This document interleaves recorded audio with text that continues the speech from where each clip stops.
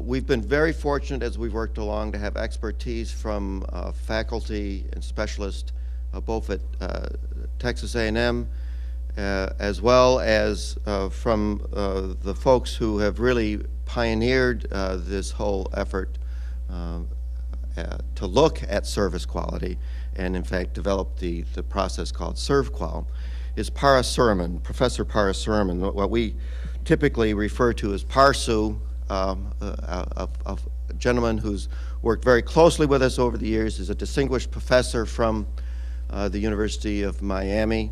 He's contributed much in the way of advice and counseling to us as we've developed this program. And he's also participated in several of these public discussions looking at the theory and back of service quality assessment and helping us come to grips with the core concepts so that we can understand in our applications where the theory to support this is coming from. So join me in welcoming to our community Professor Parasuraman.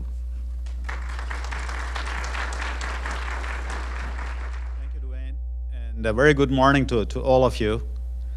I know that some of you have probably heard me speak at other forums. I gave a talk, I think, at a similar conference in October of 2000 in Washington, D.C. My purpose in this morning session, about 2 to 3 hours, is to give you some of the conceptual underpinnings of the service quality research on which LibQUAL is based. You're going to hear a lot about LibQUAL and its nuances and some of the findings and so forth this afternoon and again tomorrow, I believe. But my goal here is to sort of give you an overview of some of the research over an 18-year period that actually precedes LibQUAL and on which LibQUAL is built. And I also want to share with you some of the more recent developments in the area of service delivery and service quality measurement, namely the role of technology in delivering services as well as in terms of getting input from customers. So that's some of the research programs that I'm currently involved in, so I'll talk a little bit about that as well. Now, in contrast to LibQUAL, which as Duane correctly pointed out is only about 2.5, 3 years old, my program of research in quality of service is over 18 years old. So it's been a very long process consisting of multiple phases of research over the years. And by the way, I should also mention that much of this research has been sponsored and supported by an institution called the Marketing Science Institute, which is a nonprofit organization funded and set up by about 70 or so Fortune 500 companies. And the goal of the Marketing Science Institute is to identify areas of keen interest to business executives and practitioners in the real world and get academics like myself to do basic research on those topics to generate some ideas and concepts and so forth.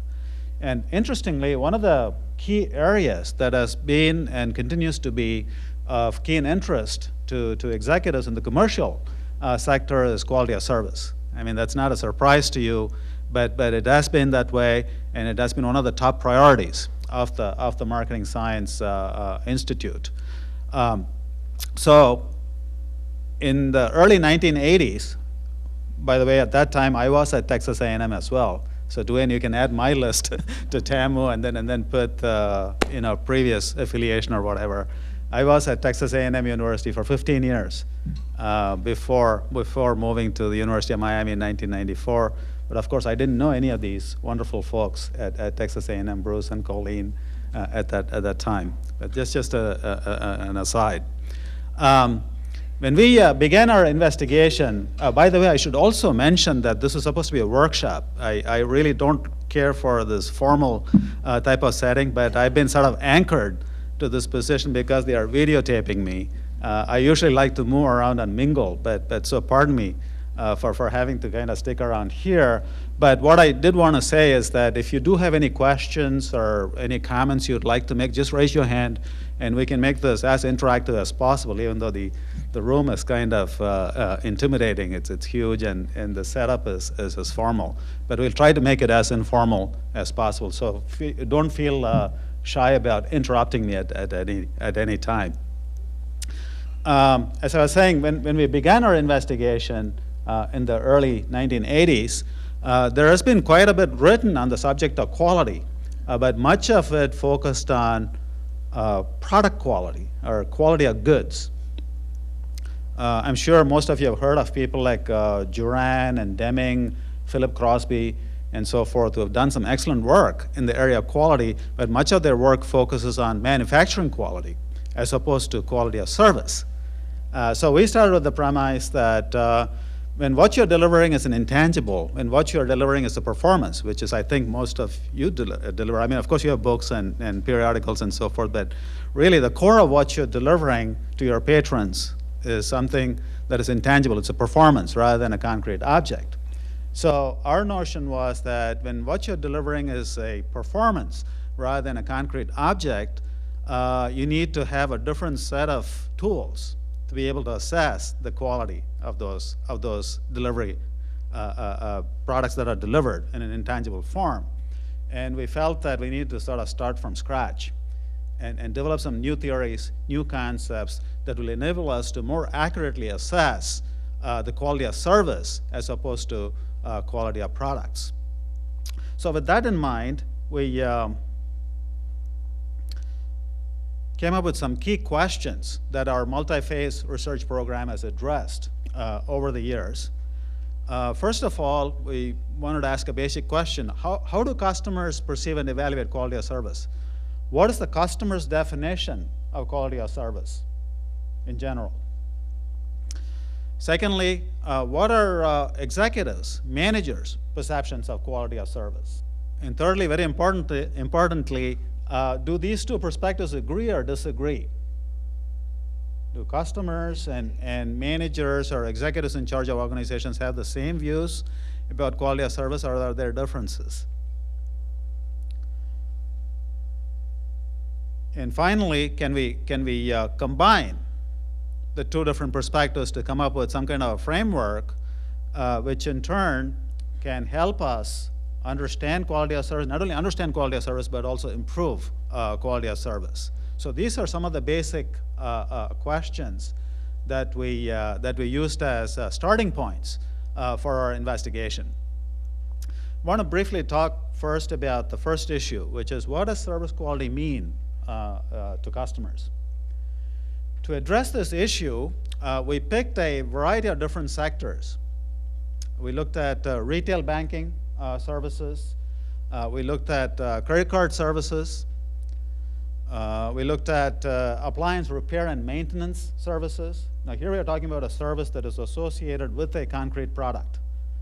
What's delivered is a repair service, but it is associated with the product.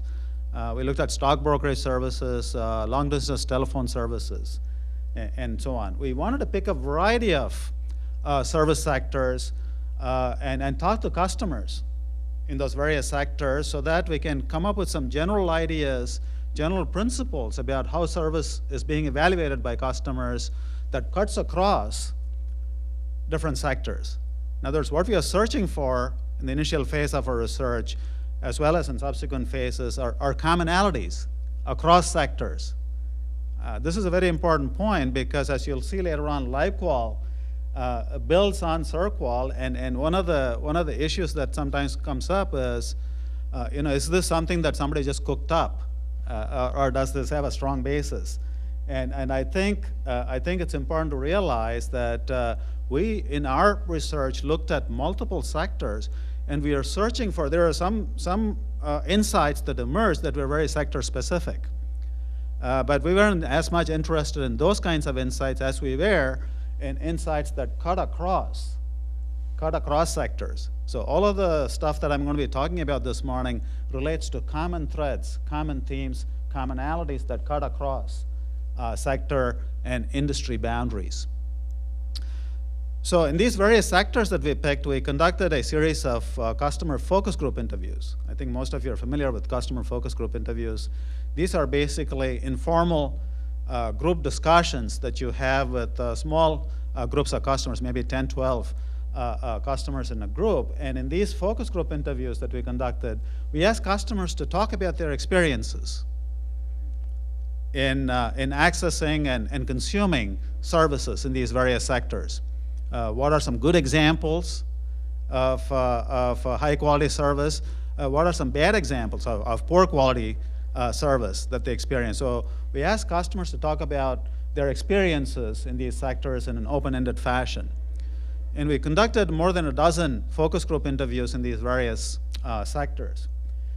And even though the specific instances and the examples that customers gave us in discussing their experiences were unique to those industries, underlying those examples were common themes and common threads. And based on those common themes, we came up with some initial models to help us define quality of service from the customer's perspective, and also to understand the criteria that customers use in judging service quality. This chart here is an initial chart that talks about the definition of quality of service. Dwayne already alluded to this by saying that one of the goals of LibQUAL is to measure the actual service delivery vis-a-vis the reality of the service vis-a-vis the customer's expectations of the service. And when we did our focus group interviews and interpreted the information that we received, it was very clear to us, in the customer's view, service quality is defined as this gap between what they expect a service provider to offer relative to what they perceive the service provider as offering. In other words, quality of service from the customer's perspective is defined as the service quality gap. This is a very important point because even today, and even in the commercial sector, most of the surveys that are supposedly measuring quality of service don't get any input on what the customer's expectations are. They simply ask customers, well, how are we doing? How would you rate us on so and so? There's very little thought that goes into measuring customers' expectations, which is one of the things I think LibQUAL allows you to do, as you'll see later on during the program. So it's very important to have an assessment of this gap if you truly want to measure service quality from the customer's perspective. And as you'll see from the periphery of this chart, the customer's expectations are not going to be uniform across all customers. Different customers, different segments, different groups of customers might have different expectations, even for the same service, depending on a variety of factors, some of which are shown here merely for illustrative purposes. For example, word of mouth communications. What customers hear from other customers about a certain library or a certain service organization might influence their expectations. Personal needs. Different customers have different personal philosophies as to what they believe high quality service is, and that itself might drive what their expectations are. Past experience. More experienced customers that have used a service facility a number of times may have differing set of expectations than a novice customer that is using the service for the first time. And last but not least, external communications to customers. These refer to communications from the service organization to the users of the service. They can certainly shape customers' expectations. So the idea here is that this is not an exhaustive set of factors that can influence expectations, but it's just to give you an idea that when we talk about expectations, we also need to be aware of the fact that these expectations are not going to be uniform across all patrons in the library context or across all customers. There may be different groups with differing expectations depending on a variety of these antecedent factors. So to summarize then, the initial insights from our customer focus group interviews gave us a definition of quality of service, which is the service quality gap. In addition, it also sort of indicated to us that the customer's expectations are not likely to be homogeneous across individuals or across groups.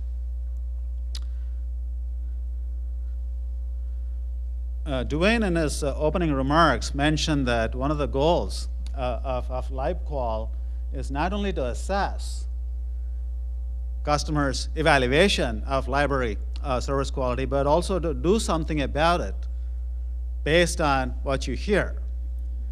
This, again, is a very, very crucial point, because in our own research, in addition to talking to customers, we've also talked to managers in a number of companies in these various sectors that I mentioned: banking, financial services, credit card services, securities brokerage services, long-distance telephone services, repair services, hotel services. We've talked to executives in a number of these organizations to try and get their perspective of quality of service. And what we are finding, and what we have found, is that a number of internal organizational deficiencies, organizational shortfalls, that are really the primary drivers of the external service quality gap. As a summary of everything that we have found, based on our discussions within organizations and with senior executives in companies, we have come up with a so-called GAPS model of service quality. What you see presented so far in the model is what we just talked about in the previous chart. From a customer's perspective, quality of service is this gap between their expectations and their perceptions. So let's label that gap 5, the external service quality shortfall or service quality deficiency. What our research within organizations suggests, again in terms of commonalities across industries, is that this gap 5 is really driven by four key organizational gaps, gaps 1 through 4. And I'll try to go through these gaps fairly quickly. These are internal gaps. 1 through 4 are internal organizational shortfalls or organizational deficiencies that in turn give rise to the external gap 5. So let's take a look at what these internal gaps are. Looking at gap 1 is the marketing information gap. And this is a gap that I already alluded to earlier. This is the gap between what customers' true expectations are and what management thinks customers' expectations are. And this is a very serious problem in many organizations. A number of managers that we have talked to in organizations that, with all good intentions, invest a lot of resources in so-called improvements in service, but unfortunately those investments are made in the wrong areas because these managers don't have a good understanding of what the customer really wants. So it's a very serious gap in many organizations. And I'm sure if you look in your own libraries, you'll find instances where probably a lot of resources are being devoted to certain areas of improvement or in the name of improving service in certain areas, but you yourself aren't sure if those are the right investments. Why? Because you really don't know, or you may not know, what the customer's true expectations are. Just to give you an example from our own research and my own personal experience, we stay in hotels a lot, or I do, given my travels and so forth. And some of you may have heard this example, but I think it's worth repeating.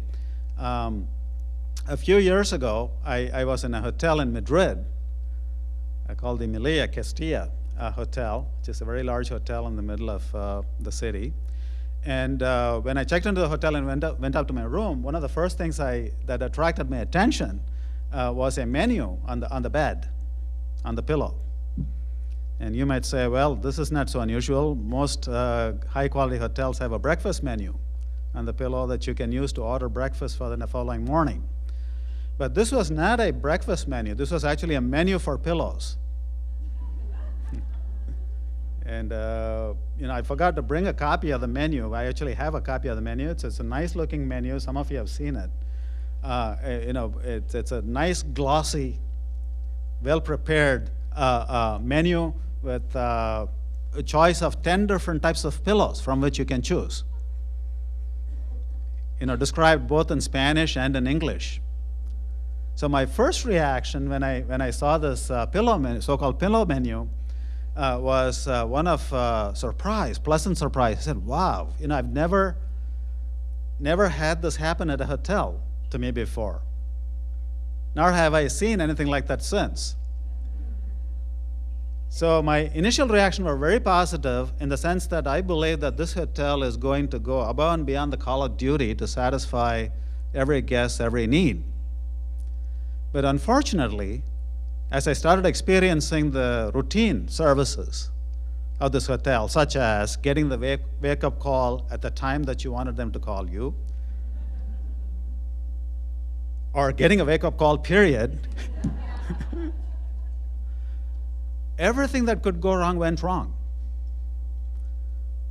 So here's a hotel that probably invested, I don't know, huge sums of money just to create this menu. And then if you think about how much money they must have invested to have these 9 different or 10 different types of pillows in inventory, so that when customers were to call for a particular type of pillow, they'll have it available. If you look at all those investments, all of those investments are for naught if you can't deliver the basic services properly. I mean, this is an extreme example, but a true example. But you think about it, even in your own organizations, if you look carefully enough, maybe there are areas where, with all good intentions, your organizations may be investing a lot of resources, but from the customer's perspective, they may not really make any difference. From a hotel customer's perspective, if we put ourselves in the shoes of a hotel guest, how many of us as hotel guests will have an expectation to have a choice of 9 different pillows? I would say 0. I don't think we even think about 9 different pillows as a customers. Some of us might have an expectation of a choice of 2 or 3 different types of pillows, allergic or non-allergic or goose feather or whatever, or synthetic pillow, but 9 different pillows? Nobody. But in this particular case, the hotel, by having that pillow menu available, is actually heightening expectations in an area where the customer didn't have any expectations to begin with. And this is really a double whammy, because by heightening expectations in this area, indirectly you're also heightening expectations in other areas. You're creating the impression that this is a hotel that is going to really take care of all your needs, even needs you may not have thought about. And then when you don't deliver the basic services that customers expect properly, you're in for a very big gap 5. I'm sure if you look deeply within your own organizations, you can think of situations where this kind of a circumstance may be present. So what's our bottom line here? Our bottom line here is that to truly improve quality of service from the customer's perspective, one of the first things you need to close is this gap 1. And LibQUAL is a good first step at that, because one of the things that LibQUAL gives you is some notion of what customers' expectations are. Okay, moving on now to gap 2. Gap 2 is a service standards gap. In our research, we found that even in instances where managers of a service organization or senior executives of a service organizations were aware of what customers' expectations were, they didn't always take the time or didn't always put out the effort to translate that knowledge into concrete specifications for service. There are many instances where executives that we talked to in these leading organizations had at least some notion of what customers were expecting, but not always did they translate that knowledge into guidelines or specifications for their own people and systems. That is a service standards gap. For example, in the appliance repair and maintenance sector, we talked to a number of senior executives in Sears, all the way from the director of repair service to the president of Sears. And they were all aware that one of the things that repair customers are very much eager to get is fast service, quick response to appliance breakdowns. They're well aware of it, and customers told us the same. You know, one of the criteria that they value the most is the speed of repair service. But then when we asked the executives, well, what are you doing about it? Do you have any systems in place? Do you have any guidelines in place to deliver fast response? The answer was, no, not really. And then if you dig a little bit deeper and ask them, well, why not? The answer takes a variety of forms, but the bottom line is that executives say, well, we know customers want such and such, but what do they know? Some executives even told us, customers are wrong. They don't understand how complex our organization is. Again, I see a few people nodding. I'm sure you have similar discussions in your libraries. Again, it's very easy to dismiss customer expectations as unreasonable, or customers' expectations as ill-informed. The customer's expectations based on things that they are not aware of. And it's very easy to blame customers for not understanding the complexity of your organization. But you know what? In our discussions with customers, in some of the focus group interviews, we've actually told customers what we heard from our managers, the managers that we talked to. And customers tell us, basically, we don't care how complex that organization is. If their organization is complex, it's not our problem. We just want the basics. I mean, give us what you're basically intended to deliver to us by way of service. So for a variety of reasons, there is still a service standards gap in many organizations, even in situations where executives might have a reasonably good understanding of customers' expectations. So obviously, to the extent that there is a gap 2 or a service standards gap in an organization, it's going to be very difficult to fully close the gap 5 externally. The third gap is what I've labeled a service performance gap. This gap takes gap analysis one step further and suggests that even if you have guidelines or specifications for delivering high-quality service, not always may you be able to meet those specifications, again, for a variety of reasons. Either you don't have properly trained employees, or you may not have the systems for those employees to be able to deliver high-quality service. You may not have good human resource management within your organization. For example, you may not be recruiting the right people for the customer contact roles in your organization. They may not have the skills, they may not have the training. A whole host of potential causes could lead to the service performance gap. But again, here, the idea is that it's not enough to have a set of guidelines and specifications for your employees and for your systems. You need to have an infrastructure in place as well to enable your frontline staff and your frontline systems with which customers interact to be able to deliver the service that you intend to deliver. So this is a service performance gap, or gap 3. And then the last gap here, gap 4, is an internal communications gap. This is a classic gap where the type of service that the organization delivers to customers doesn't exactly match what the organization communicates to customers. In the commercial sector, which is where most of our research has been done, external communications to customers, organizations' communications to customers is in the form of brochures, advertisements, television commercials, and other vehicles through which the organizations tout their services to customers. And I'm sure libraries do the same thing. You put out brochures, newsletters, so on and so forth. The actual service delivery is oftentimes provided by individuals that have nothing to do with the people that put out the communications. Or to put it bluntly, in a lot of organizations, the left hand does not know what the right hand is doing. There is a serious breakdown of horizontal communication across departments or across divisions, across groups, all of which might be touching the customer in one form or another. That's the internal communication gap. The internal communication gap relates to a breakdown in communications or a lack of communications between the people that are supposed to provide the service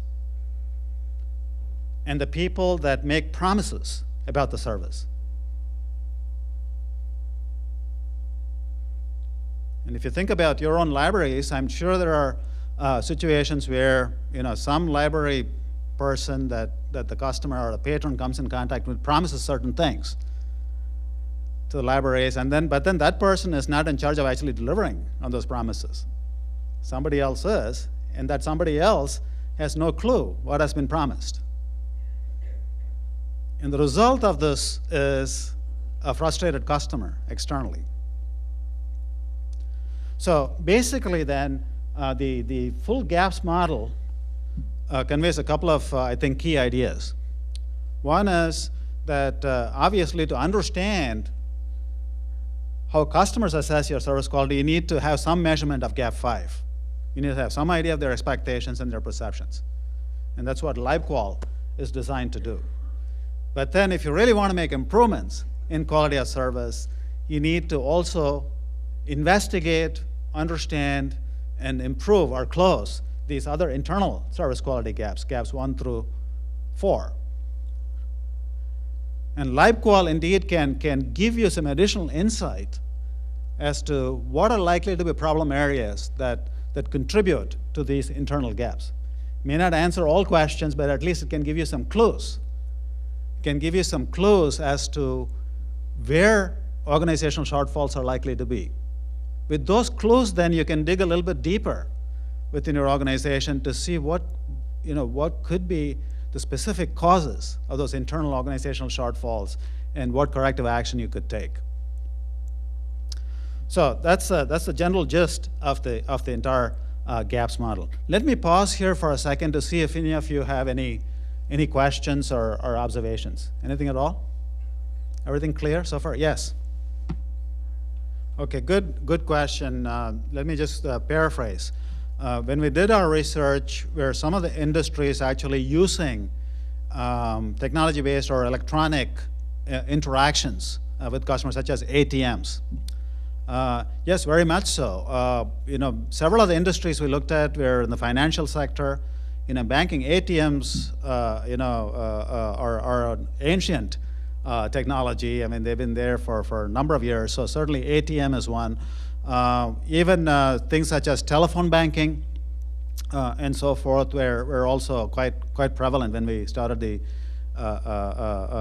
started our research. Similarly, in the stock brokerage sector, there were some electronic transactions that customers were already engaging in. So I think many of the notions that we came up with, many of the insights that we came up with from this research should be fairly applicable to human-based service delivery as well as technology-based service delivery. In fact, you'll see confirmation of some of that when we get into the second half of this morning's presentation.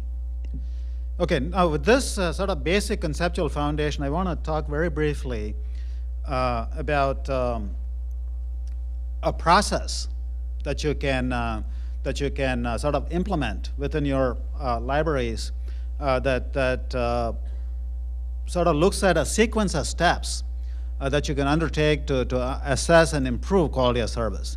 What you see here is a flow chart, and this flow chart is basically a process version of the 5 gaps model.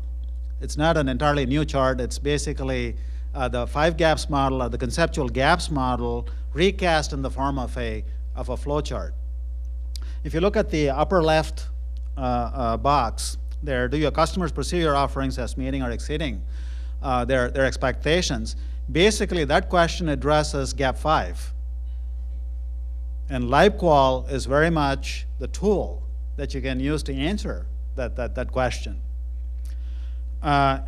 Typically, the answer is no, in the sense that there are at least some areas where customers' perceptions fall short of expectations. So the answer is no. Then you go down to the next box on the left-hand side, the second box. Do you have, or do we, as a library, have an accurate understanding of customers' expectations? Do we know what our customers want? And here again, the answer is, typically not an unequivocal yes. A lot of times, you say, well, we sort of know, but we really don't know fully. If that is the case, then you need to take some corrective action. And how do you take corrective action? To take corrective action, you dig a little bit deeper into your own organization. Is it because, for example, you're not in the habit of surveying your customers? Assuming that most of your LibQUAL participants, that wouldn't be the case, because essentially what you are doing with LibQUAL is to try to understand what the customer's expectation levels are.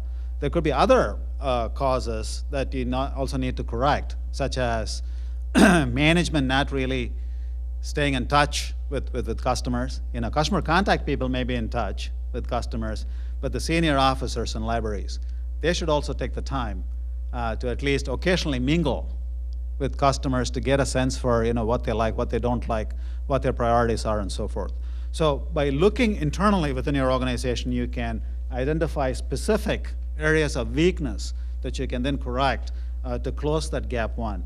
So likewise, if you go down the chart, the third box relates to gap 2. Are there specific standards in place? And one box down, do your offerings meet or exceed the standards? That is the gap 3, service performance gap. And then finally, is the information communicated to customers about your offerings accurate? That is gap 4. So basically, this process chart is a flowcharted version of the gaps model. So you can use this as sort of an overall template for assessing and improving quality of service. Another important point I want to make with this chart is that notice that this chart doesn't have a beginning or an end. It's a closed loop. This is a very important point, because when you talk about service quality improvement in libraries or in any organization, you need to view that as an ongoing, continuous process. It should not be viewed as a project. I do make a semantic and a more important distinction between a project and a process. A project as a beginning and an end. Whereas when what you're grappling with is service quality improvement, you need to view that more as a process rather than as a project. It has to be ongoing. And again, the spirit of what LibQUAL does is very much in tune with this kind of a notion of a process as opposed to just a project. Next, what I'd like to do is to give you a little bit of background about the specifics associated with SurQUAL, which is sort of the mother of LibQUAL. I would say our father. I want to be politically correct here. The parent of SurQUAL, in the sense that the SurQUAL is the tool that has been developed to assess quality of service in the commercial sector, and LibQUAL is an adaptation of SurQUAL. Since it's an adaptation of SurQUAL, I think it'd be useful for you to have a little bit of background about how we developed the SurQUAL approach. Now, the starting point for SurQUAL was what we had learned from the focus group interviews that we conducted with customers in a variety of sectors. On this chart, the right half of this chart is something that we already talked about.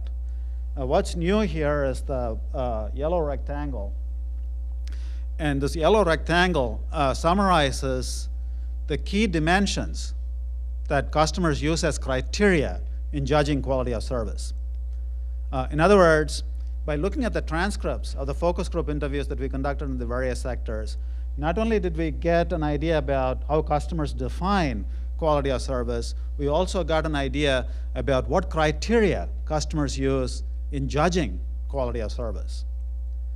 And we have sort of summarized those various specific criteria that customers use in judging quality of service into these 10 attributes, or 10 dimensions.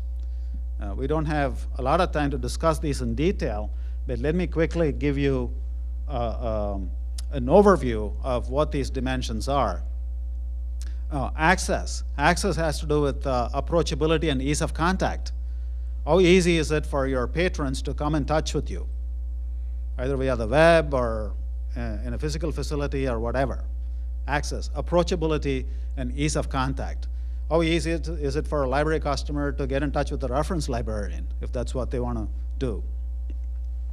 Communication. Communication has to do with taking the time to explain the service to customers in language they can understand. In language they can understand is important. In other words, don't use jargon, don't use terminology that customers don't understand. And also taking the time to listen to what the customers have to say. So when you talk about communication, you're really talking about two-way communication. Communication from the customer to the service provider, as well as vice versa. Communication from the service provider to the customer. Competence has to do with the skills and knowledge of the service person. Does the person that the customer interacts with appear to be knowledgeable? Do they know what they're doing? Courtesy is self-evident. It's politeness, respect, consideration for the customer. Credibility has to do with the honesty and trustworthiness of the service provider. Reliability has to do with the ability to deliver the promised service dependably and accurately. In other words, does the service organization deliver what it promises? Responsiveness is the speed issue. Part of responsiveness has to do with the promptness of the service. Also, it partly has to do with the general willingness to be helpful to customers, a general willingness to be responsive to customers' needs. Security, which is becoming very, very critical in this day of electronic transactions and so forth. Security has to do with freedom from danger, risk, or doubt.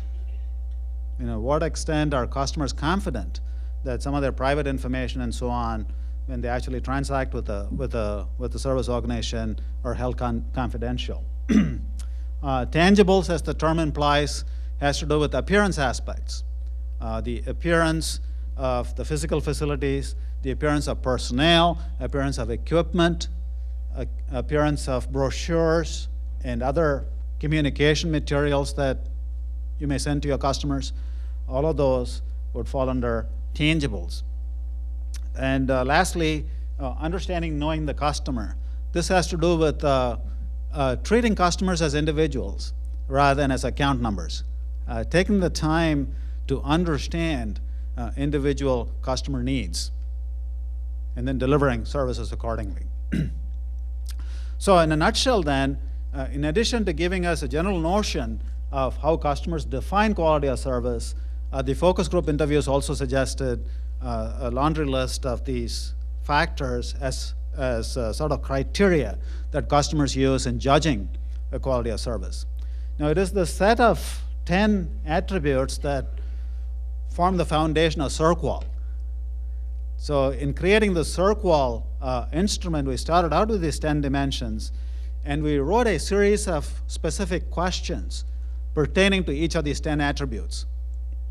For example, if you take something like access, access itself has a number of specific attributes associated with it.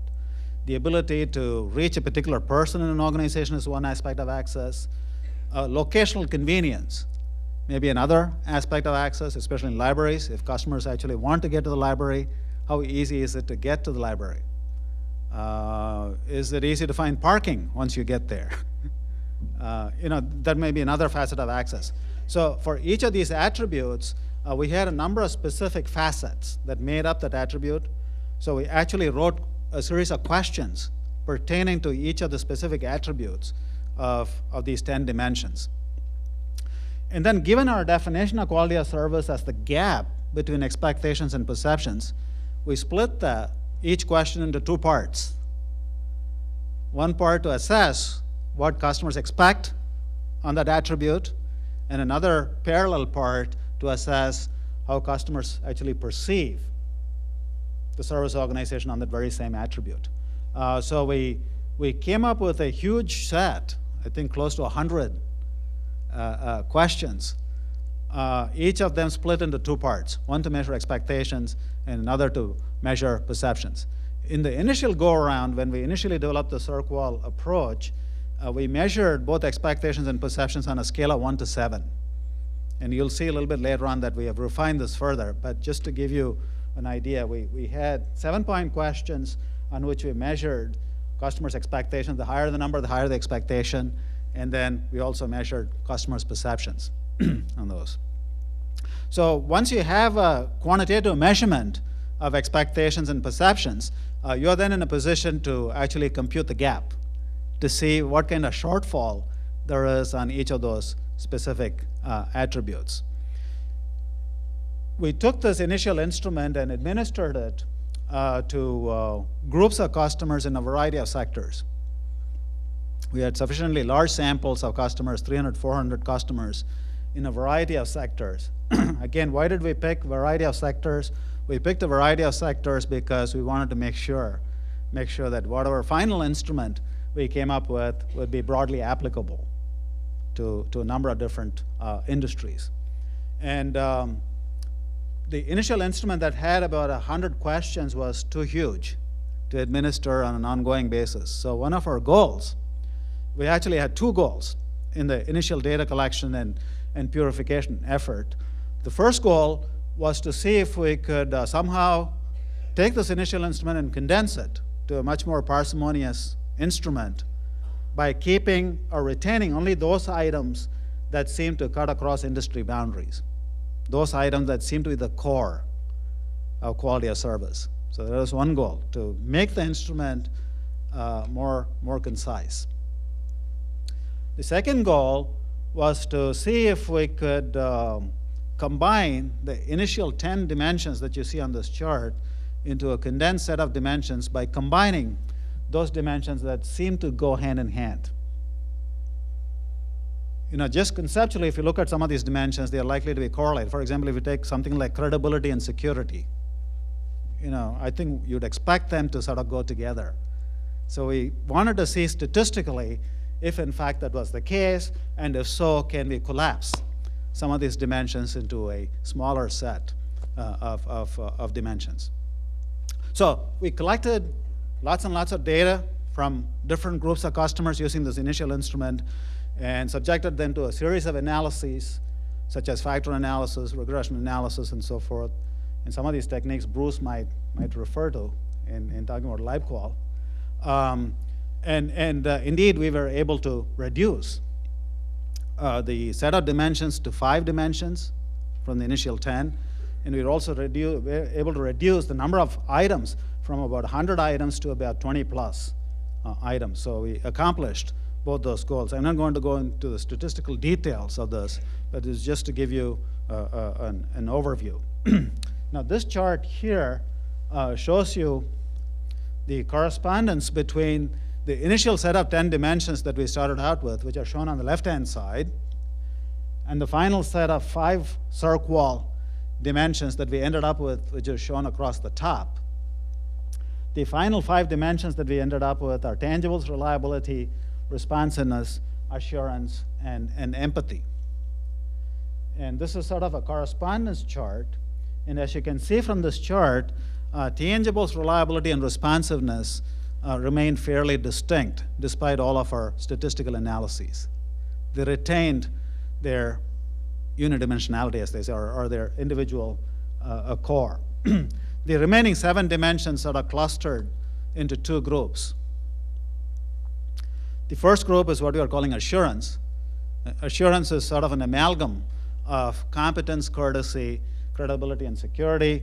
And then the final 3, access, communication, and understanding, knowing the customer, combined to form what we are calling empathy. Here are formal definitions of the 5 attributes. Tangibles, as I said, has to do with appearance aspects, appearance of facilities, equipment, personnel, and communication materials. Reliability, again, as I said before, the ability to perform the service dependably and accurately. Responsiveness has 2 components. One is willingness to be helpful, and the other is promptness of the service. The 2 new dimensions that emerged are assurance and empathy.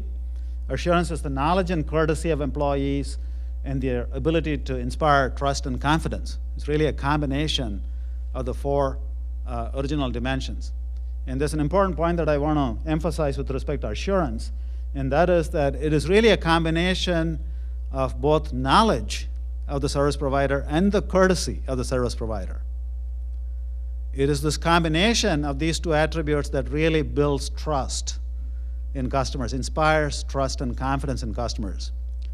This is a very important point, especially in a library type of context, I believe, because I've certainly come across a lot of librarians who are very, very knowledgeable, but they're abrupt and arrogant. And that is not going to really communicate a feeling of trust. And I've also come across other librarians that are extremely polite, but really give you the impression that they don't know what they're talking about.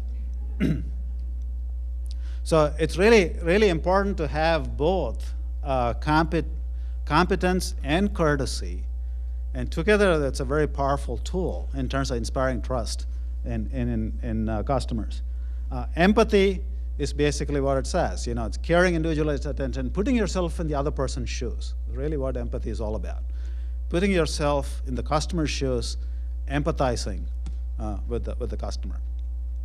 So the LibQUAL instrument that we've been using in a number of subsequent studies is really a set of paired questions on about 22 attributes. By paired questions, I mean an expectation perception type of paired question on about 22 attributes, and the 22 attributes are distributed across these across these 5 dimensions. And one of the things that we have done in our various studies, this is just one example here, study 1 it says, is to determine the relative importance of these 5 attributes from the customer's perspective. And the way we did that was to simply ask customers to allocate a total of 100 points across the 5 attributes. We gave customers definitions of the 5 attributes and asked the customers to distribute a total of 100 points across the 5 in terms of their relative importance to the customers. And the study 1 was something that we did in the late 1980s. And it consisted of a survey of 5 different sectors. We had independent samples of customers in the telephone sector, in the retail banking sector, stock brokerage sector, credit card sector, and I think repair and maintenance sector. We had independent samples of customers, and we asked them to assess the relative importance of the 5 attributes. And the pie chart here summarizes their point allocation across the 5 attributes. And as you can see here, the most important dimension from the customer's perspective is reliability. At least that's what was consistent across all these. Reliability, what is reliability? Reliability is the ability to deliver the promised service dependably and accurately. Basically, it boils down to, if you tell me as a service organization you're going to do something, do you do so? That's what reliability is. This doesn't mean that the other attributes are unimportant. In fact, given that these are 5 core attributes of service quality, all of them are important. But when push comes to shove, customers are saying, be reliable. Another way of looking at this is to say is that, of course, it's important that you appear nice, appear professional, the tangibles part, and have nice facilities and everything. Of course, it's important that you be reassuring, hold my hand, be nice. But above and beyond all else, when you say you're going to do something, do so. When you create an expectation or a promise that you're going to deliver certain things, follow up and deliver on those. So that's basically what this chart is showing. And we've repeated this, or we have studied service quality in subsequent studies. Here's another example, study 2. Study 2 was something that was done about 4 years after we completed the first study. Again, a variety of sectors were represented here: computer manufacturing sector, retail sector, automobile insurance sector, and life insurance sector. And we had customers of specific companies in these sectors evaluate their quality of service and also give us an idea about the relative importance of the 5 dimensions. And as you can see, the point allocation is slightly different across the companies, but the overall ranking of the dimensions is fairly consistent. And the point I really want to make here is that in terms of customers' priorities across a variety of sectors and over time, it seems that there is a fair degree of consistency. Customers basically saying that deliver on your promises. That is really the key. And of course, the other things are important too, but they are not as critical as delivering on what you promised to deliver.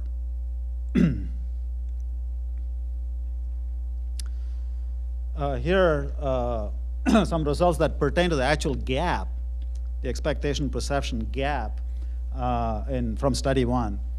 And let me just make sure that you understand this gap. As I said before, in the initial SERQUAL instrument, we measured both expectations and perceptions on 7-point scales.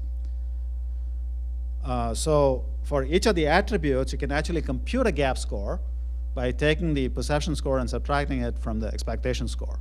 So what's plotted on the horizontal axis, on the vertical axis here are the expectation minus perception, or perception minus expectation gap score. So negative numbers on the vertical axis indicate that perceptions are below expectations. Negative numbers indicate that perceptions are below expectations. Positive numbers indicate that perceptions are above expectations. And since we have this expectation perception gap score for each of the specific attributes, and since these attributes actually combine to form the 5 dimensions, we can actually compute a score for each of the 5 dimensions. And what you see here are a summary of those scores for the 5 dimensions. And as this chart indicates, the sample companies that were involved in this particular study, study 1, as I said, there are 5 different companies that were involved here. For these companies as a whole, on the dimension of tangibles, the gap is actually positive. So customers are basically telling us that for these 5 companies, they don't have any problems with the tangibles, the appearance aspect. The facilities are good, the people are professionally dressed, and so on and so forth. But look at the other attributes. And each of the other attributes, the gap is negative, indicating that there are some serious shortfalls in terms of meeting customers' expectations. In fact, if you compare this chart, this bar chart, with the pie charts that we just looked at, you'll see an almost inverse correlation between the relative importance of the various attributes and the gap scores. Companies seem to be doing well on attributes that are less important to customers and not doing as well on attributes that are more critical to consumers. And by the way, this I think is a universal problem in the sense that companies oftentimes may be putting too much emphasis on certain areas, thinking that they are important, and because resources are always limited, there are not enough resources to focus on issues that are much more critical to customers. In fact, what the empirical evidence here seems to suggest also sort of backs up the presence of a gap 1 that we conceptually talked about before. What is gap 1? Gap 1 is the marketing information gap between what customers really want and what management thinks customers want. So really, what we are seeing empirically here, I think, is a manifestation of the presence of a possible gap 1 in in these various companies. Yes. Yes, we actually went back to the companies, and we actually also did. I'm not covering covering this aspect of our research in today's presentation, but we actually did surveys of managers and employees as well to see what their allocations were, and we found some interesting differences. Managers, for example, would rate tangibles much higher than and again, we can get into why this is the case, and we don't have to get into a debate here. But tangibles. If you look at the 5 dimensions, tangibles is probably the easiest to change. You can see quick results, and you can show a change. And if you take a library and it's shabby, and if you have some resources, if you want to kind of window dress and spruce it up a bit, it's very easy to make that change. But then when you think about reliability, responsiveness, and so forth, those are much less visible. Very difficult to show results. So it takes longer to change. It could be one hypothesis. Yes? I'd like to go back to what another woman here said. Yeah. I think that often our customers' expectations are very low. Mm-hmm. And I was thinking about why it would be as a service organization, we don't really try hard to raise customer expectations because we don't see ourselves as competing with the other nonprofit library down the street. So I just think it's interesting as an industry. I mean, if you look at the cell phone industry, everybody wants to offer a less expensive plan with more free minutes, so the expectations continue to rise. Mm-hmm. But as an industry, we don't really try to market aggressively that we're going to provide better service than the public library down the street or this or that, partly because of budget constraints, and we're not for profit. And we kind of, in a way, perceive that we have a monopoly because we have a customer base that pays tuition, and so we're their library, whether they like it or not. Right. And I think that comes back then to that we might have these gaps, but I think sometimes maybe we need to look at what the population would desire, not what their expectations are. Absolutely, yeah. I'll come to you in a second. In fact, that's one of the things that LibQUAL does. And our own refinement of SurQUAL, which I'll talk about in a minute, gets at that. Because, of course, we ourselves haven't done any research in library as part of our research stream. But one of the things that we have found when we researched a little bit further in terms of what are the sources of customers' expectations, one of the factors that really emerges as a key driver of customers' expectations is this perception of how many alternatives that the customer have. The less the number of alternatives, the more willing they are to tolerate shoddy service, basically. And in your case, in most of your cases, I think as you correctly pointed out, you're monopolies, at least in a particular area. Not anymore. Okay, that's changing. Yeah, it's interesting. I think it's interesting that libraries are no longer monopolies. I think especially in the electronic age, I think their customers have a lot more options. And certainly, what I would predict based on our research is that the more the options are for a customer, the tougher they're going to get in terms of what their expectations are. Bruce, did you want to say something? Well, obviously, I think first of all, we all realize we don't have a monopoly anymore in an electronic world, right? Right. Okay. It's an empirical question what the desired or expectations are, and in the various iterations of LibQUAL on a 1 to 9 scale, most of the desires have means of around 8 on a 1 to 9 scale, and the minimums. We'll look at data maybe this afternoon on this, but are probably around 4 or 5, something like that. So maybe it's fair to say there's a range, a fairly wide latitude in there between minimum and desired, but the desired itself is fairly high. Now, I also think, though, that people adjust what that means to the setting that they're in. In other words, if you take last spring, the 43 institutions that did LibQUAL, probably the desires across the 43 institutions on all the items were pretty much the same, even across a range of different types of institutions. Parasuraman in the past has made the comment that users or patrons or customers are very reasonable, and one of the things they seem to do is to adjust their desires and their minimum expectations to what they think is reasonable in the setting that they're in. And that, by the way, is one reason that this seems to be working, at least so far, LibQUAL, across a range of different types of libraries with different kinds of resource bases. Yeah. In fact, let me just add one more comment to what you just said. Our research very strongly shows that customers are very reasonable, in contrast to what managers seem to think.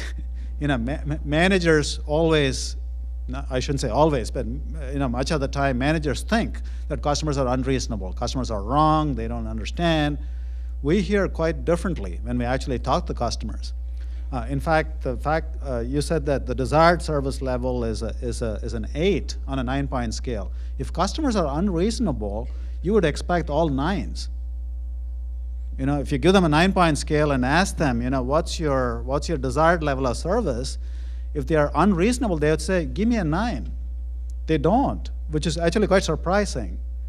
That itself shows that when you ask customers what's your ideal desired level of service, they are saying on a scale of 1 to 9, 8 on average. There are some people that will say, okay, give me a 9, but not everybody does. I think that itself is a point worth remembering. It's very easy to dismiss service quality issues by lamely claiming that customers are unreasonable, but in fact, customers aren't unreasonable. Yes, one more comment and then we'll move on. Yes. Yes. Yes, the industries that you did your research on were all in the for-profit sector. Right. In the case of libraries, we moved to the non-for-profit sector. Right. I'm wondering whether there has been any research in other not-for-profit industries, and whether the ability of a not-for-profit organization to close the gap might differ from that in the for-profit sector, whether there is any perceivable difference. To answer your first question, again, even though all of our research, by virtue of the support from the Marketing Science Institute, have focused on Fortune 500 type companies, which are all for profit, people have taken these ideas, and the healthcare is a good example. I mean, there are a lot of healthcare institutions which are nonprofit. So the results have been replicated. Another sector I can think of is education. There are several LibQUAL studies that have been done in the education sector, which is a nonprofit type of sector. The second question that you raised was, are they able to close these gaps? I mean, that I think at this stage is an empirical question.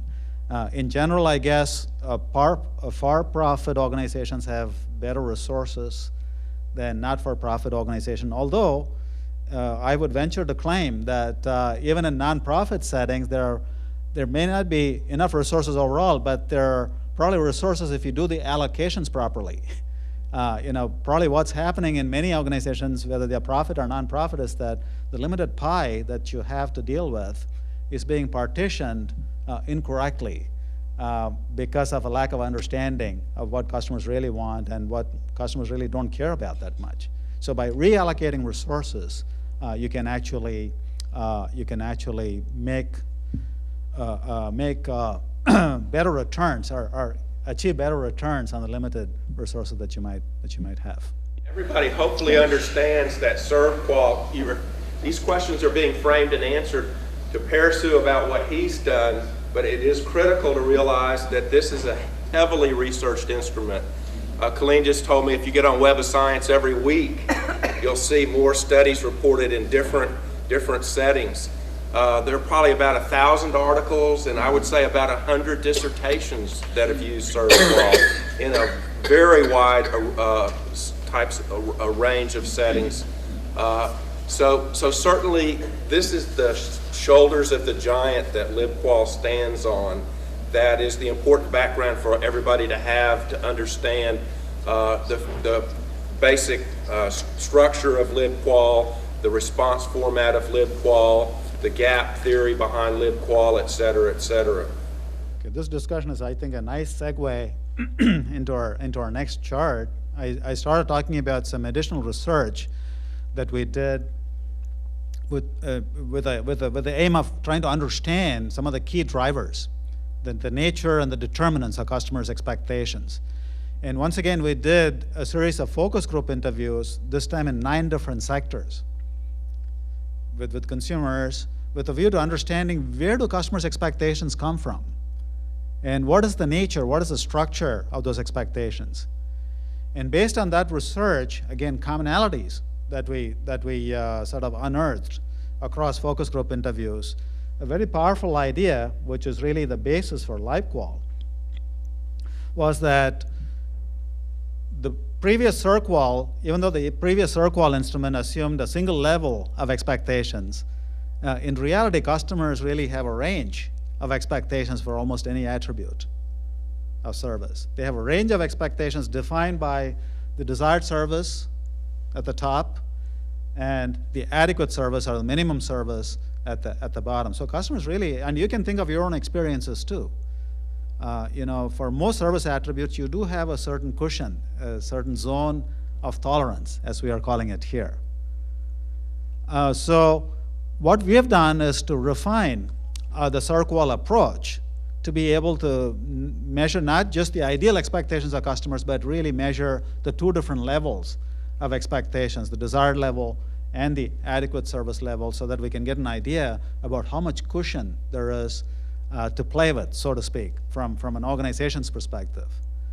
Again, conceptually, from an organization's perspective, you would like to, like for your customers, your patrons, to perceive a service, your service, at a level that falls within the zone of tolerance. You certainly don't want to fall below the zone of tolerance. It'll be great if you exceed the desired service level, but you should make sure that your service falls at least within the zone of tolerance. So that's conceptually what you want to do. But then to be able to do that, you need to understand what your desired level of service is and what your adequate level of service is. Now, if you have a measure of the desired level of service and the adequate level of service, then you can actually compute 2 different gap scores. You can look at 2 different gap scores. One is what I'm calling measure of service adequacy, which is the perceived service minus the adequate service, the difference or the gap between the minimum and the perceived service. And likewise, you can also determine an MSS score, or measure of service superiority, which is the gap between the perceived service and the upper boundary of the zone of tolerance.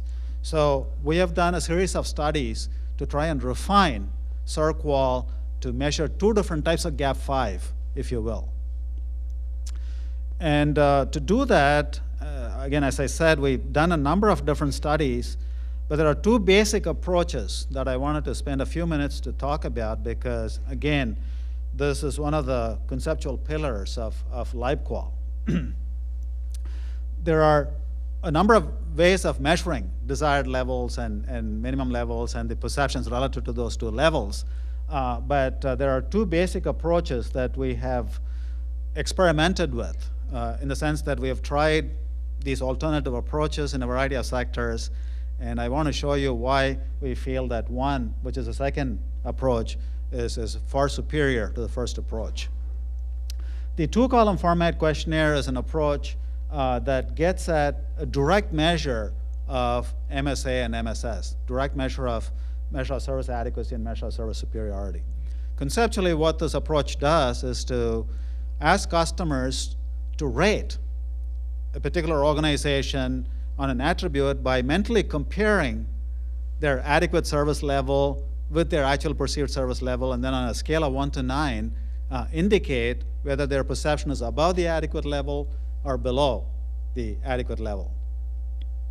So it's a direct measure in the sense that you're only asking customers to rate their perceptions relative to their expectations. So it's called the 2-column format because you're getting direct measures of MSA in the first column and the direct measure of MSS in the second column. You'll actually see the questionnaire in a couple of slides down, so you can look at it. In contrast, the 3-column format questionnaire uses a different score approach, in the sense that rather than ask customers to mentally compare their expectations with their perceptions and then give you a rating on a scale, you're asking customers to separately indicate what their desired service level is separately indicate what their minimum service level is, and separately indicate what their perception is. Then you do the computation as a researcher. So that's the second approach, where you compute the difference between expectations and perceptions based on what your customers tell you. It's called the 3-column format simply because you're asking customers to rate each attribute 3 different times. Okay, here's an illustration of the 2-column format. The top part, we don't have to take time to read now. Basically some general instructions and the definition of minimum and desired service level. The actual format itself is in the bottom half. There are a couple of sample attributes are shown here. There's a 9-point scale. And if you look at the first column, for example, the first column says, compared to my minimum service level of XYZ companies or some libraries, my perceived service performance is. And then there's a scale of 1 to 9. On the scale of 1 to 9, the midpoint, which is 5, indicates there is no gap. In other words, customers perceive their expectations and their perceptions as coinciding. As a rating of 5 on this 9-point scale in the 2-column format would indicate that there's no gap. Any score above a 5 would indicate that there's a positive gap, right? Any score below a 5 would indicate that there's a negative gap. Likewise, in the second column, you're asking customers to give you a direct measure of MSS. The first column gives you MSA. The second column gives you MSS. In both of these scales, the midpoint is assumed to be the position where perceptions exactly match either the adequate service level in the first column or the desired service level in the second column.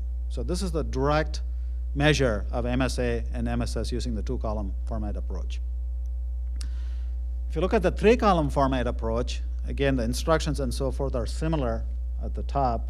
The lower portion, you can see that there are 3 separate ratings that you ask customers to indicate, again, using the same 9-point scale, but here the anchors for the 9-point scales are different.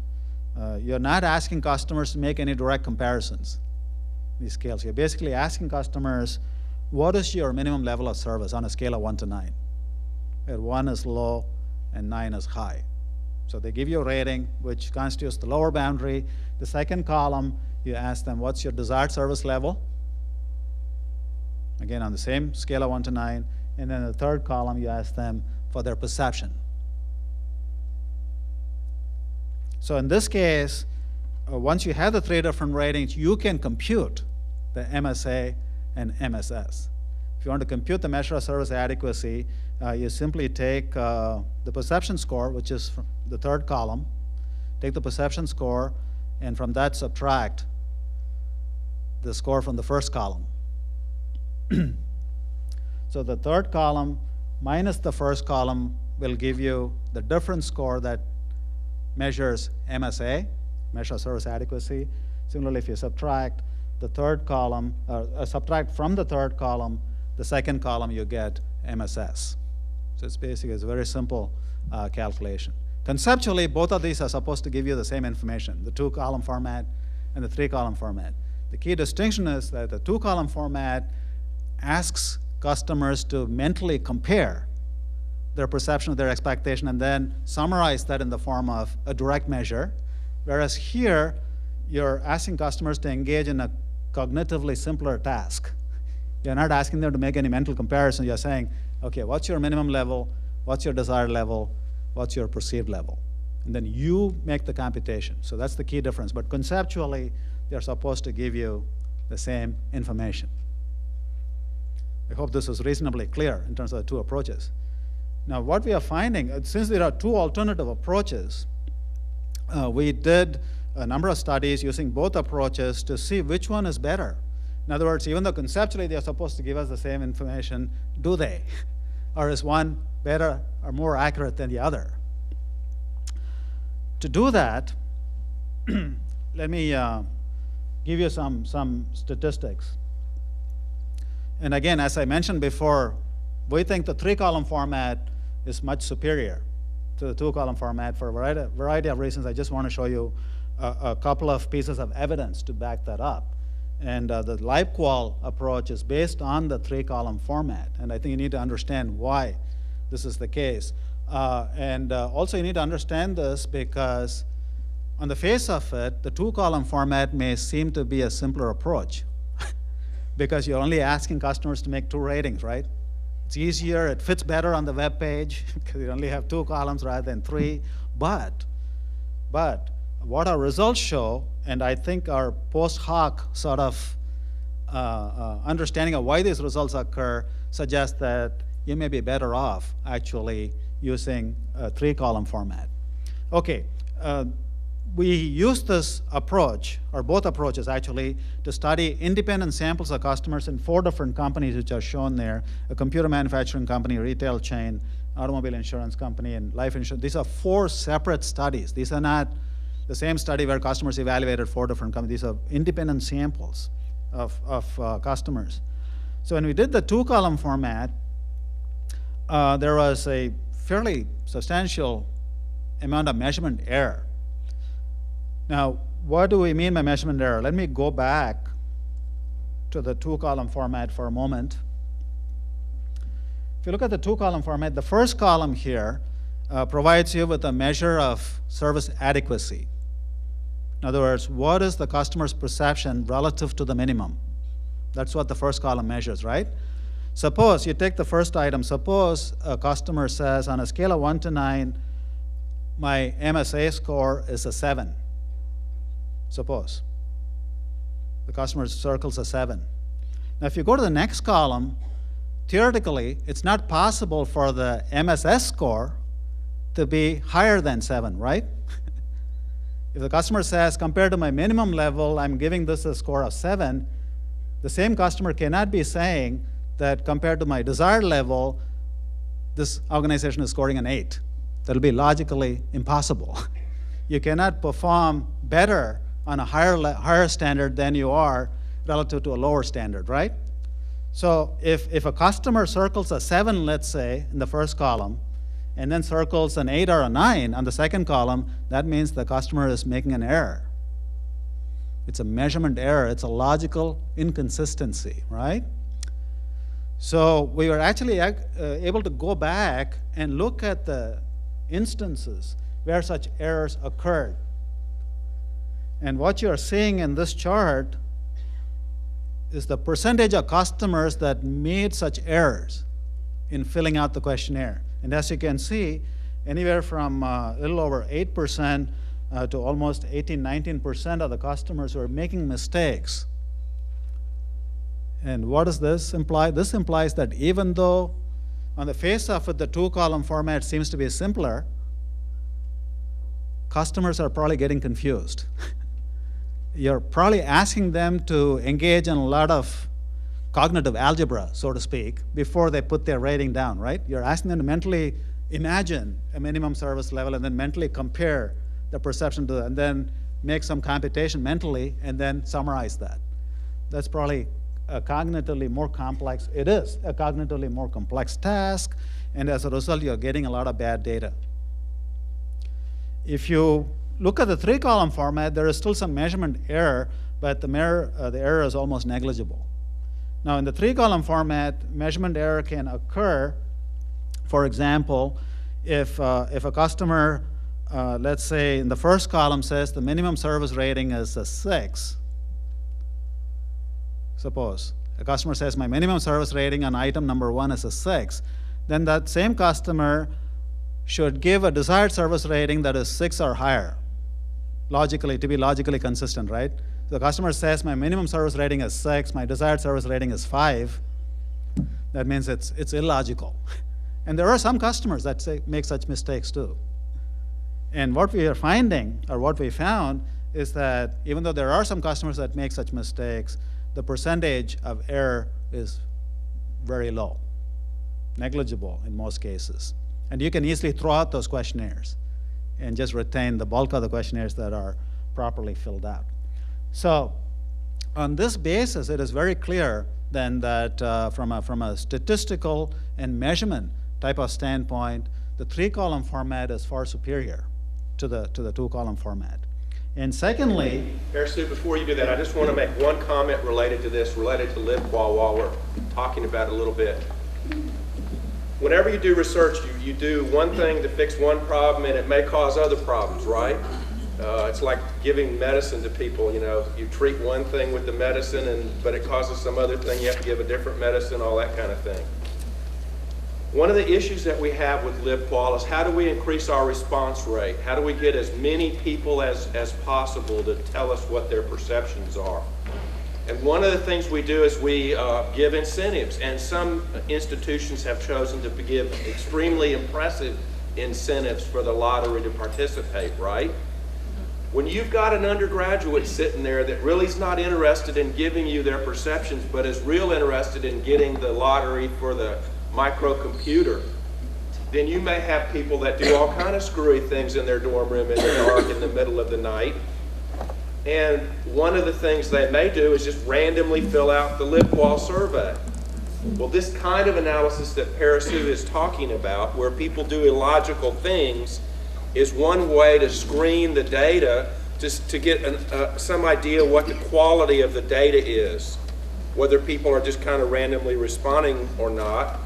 Or secondly, to set some criterion level for how many of these aberrant responses you're willing to tolerate before you decide that the person was not seriously participating. So this is one of the real pluses of a gap measurement model, the fact that there are some illogical response patterns that you can then, if you are anal enough as we are, to go out and find out how much does this happen. yeah, that's a very important point. The data cleaning part is something that can be done and should be done. And what we are trying to do here is choosing the approach that has a lower level of need for data cleaning, basically is what we are saying. The 3-column format seems to be much cleaner to begin with, and then the 2-column format. Just 2 more charts, and then we'll take a quick coffee break.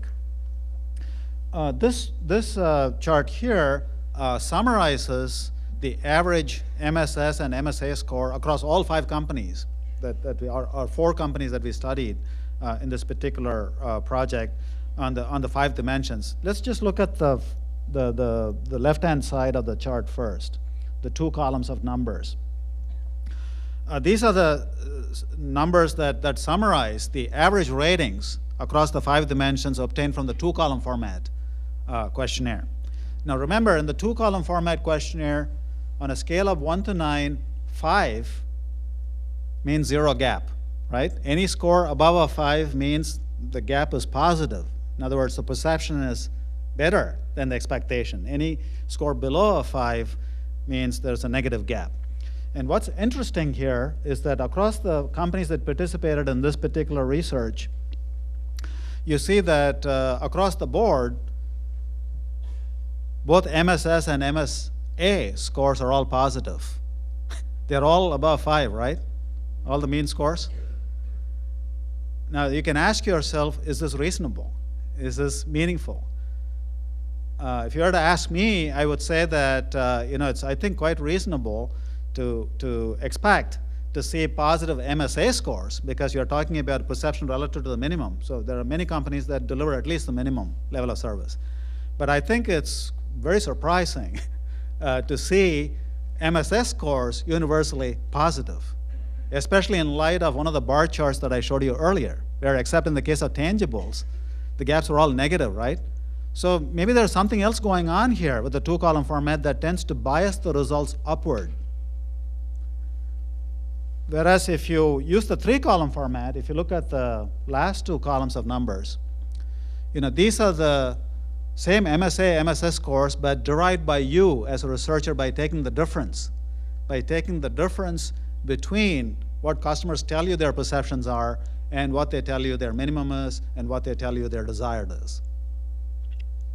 So when you compute the scores by yourselves, you come up with gap scores that seem to mesh much better with what you would a priori believe would be the case. All the MSS scores are positive, which means by and large these companies are at least delivering a service which is slightly above the minimum. If you look at the third column of numbers, they're all positive. But if you look at the fourth column of numbers, they're all negative. They're all negative, and the least negative, in fact, is for tangibles, which again is consistent with what we have found before. On case of tangibles, the perception relative to the desired is almost zero, which is good. But for the others, especially if you look at reliability and responsiveness and empathy, you have huge gap scores. Again, the point here is that in terms of the face validity of the results, as they're called, which set of results look more accurate from a face validity standpoint, I would say the results that you get from the 3-column format seem to be more face valid, which is another reason to sort of take this approach as opposed to asking customers to make this mental cognitive algebra calculation and then give you a rating. As I said, CERQUAL has 22 questions. This next chart simply gives you a FYI, a standard set of items that CERQUAL contains for the 5 different attributes. And as you'll see when you look at LibQUAL, by the way, I keep saying LibQUAL, Bruce keeps saying LibQUAL, so you can choose whichever pronunciation you choose. But I think in the October meeting over a year ago, we kind of had a poll as to whether it should be LibQUAL or LibQUAL. I think LibQUAL won out, so you're just, yeah. So, but anyway, what I was going to say is that LibQUAL is certainly patterned after CERQUAL, but as you'll see, LibQUAL has, I think, more items, and they are structured, not structured differently, but the content is also probably richer than what you see here. It's more library specific and so on. But the underlying theory, the underlying basis, the underlying structure of LibQUAL, they're all exactly the same as the CERQUAL approach. Okay.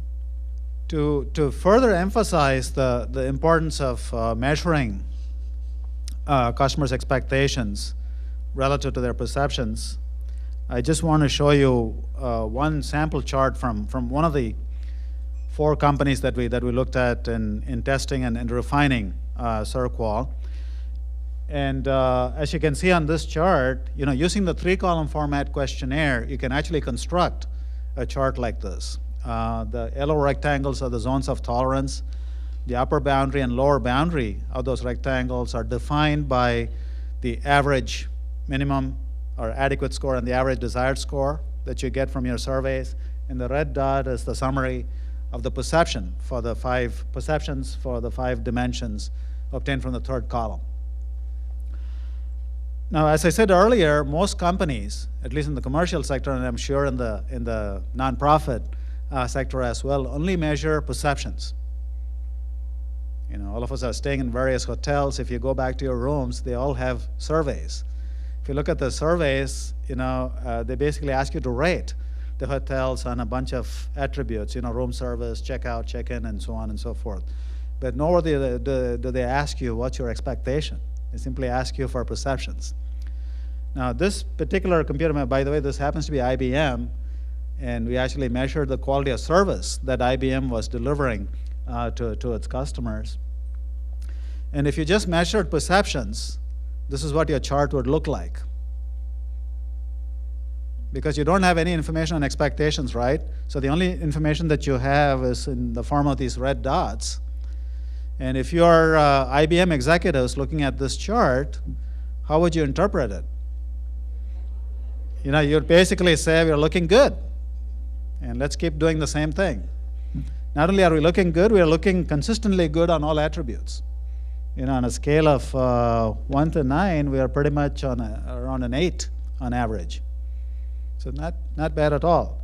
But then when you superimpose the zone of tolerance on it, quickly the picture changes literally, so do the implications. In fact, the changed picture here shows you that the only dimension on which you're actually doing a superb job is tangibles, where you're even slightly exceeding the customer's desired level of service. But on all of the others, you're certainly within the zone, but barely. And this is the type of analysis that LibQUAL would let you lets you perform on various attributes. Just a couple of other examples from other studies that we have done more recently. In the case of online services are things such as America Online, MSN, and so forth. We did a survey more recently to evaluate quality of service that customers perceived relative to their expectation with respect to these online services. Again, as you can see from this chart, a picture is worth 1,000 words. You can see that most customers feel on most of the attributes that the service quality is not even meeting their minimum expectations. This is a couple of years old. Maybe things have changed now, but it's a pretty dismal picture. And the picture gets even worse when we look at tech support services. So-called tech support is nothing but in many cases, and I'm sure most of us have experienced this. In this particular study, tech support services were defined as services that are delivered over the telephone. In other words, when you have a problem with your internet connection or online service provider, you call someone and ask them to sort of debug.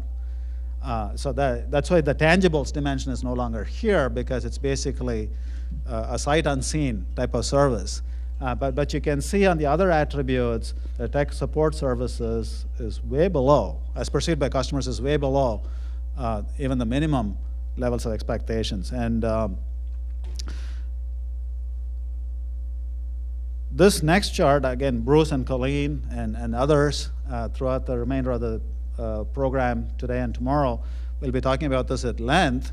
This is a summary chart from one of your first surveys, I think, using LibQUAL, and they have a much more creative way of presenting these results than the simple rectangles and dots. What do you call this, Bruce? The ozone chart or the radar chart? The North Pole ozone chart? Antarctica chart. Okay, all right. It's an Antarctica chart. And it's an interesting way of presenting. As you can see, LibQUAL, again, this might have changed now.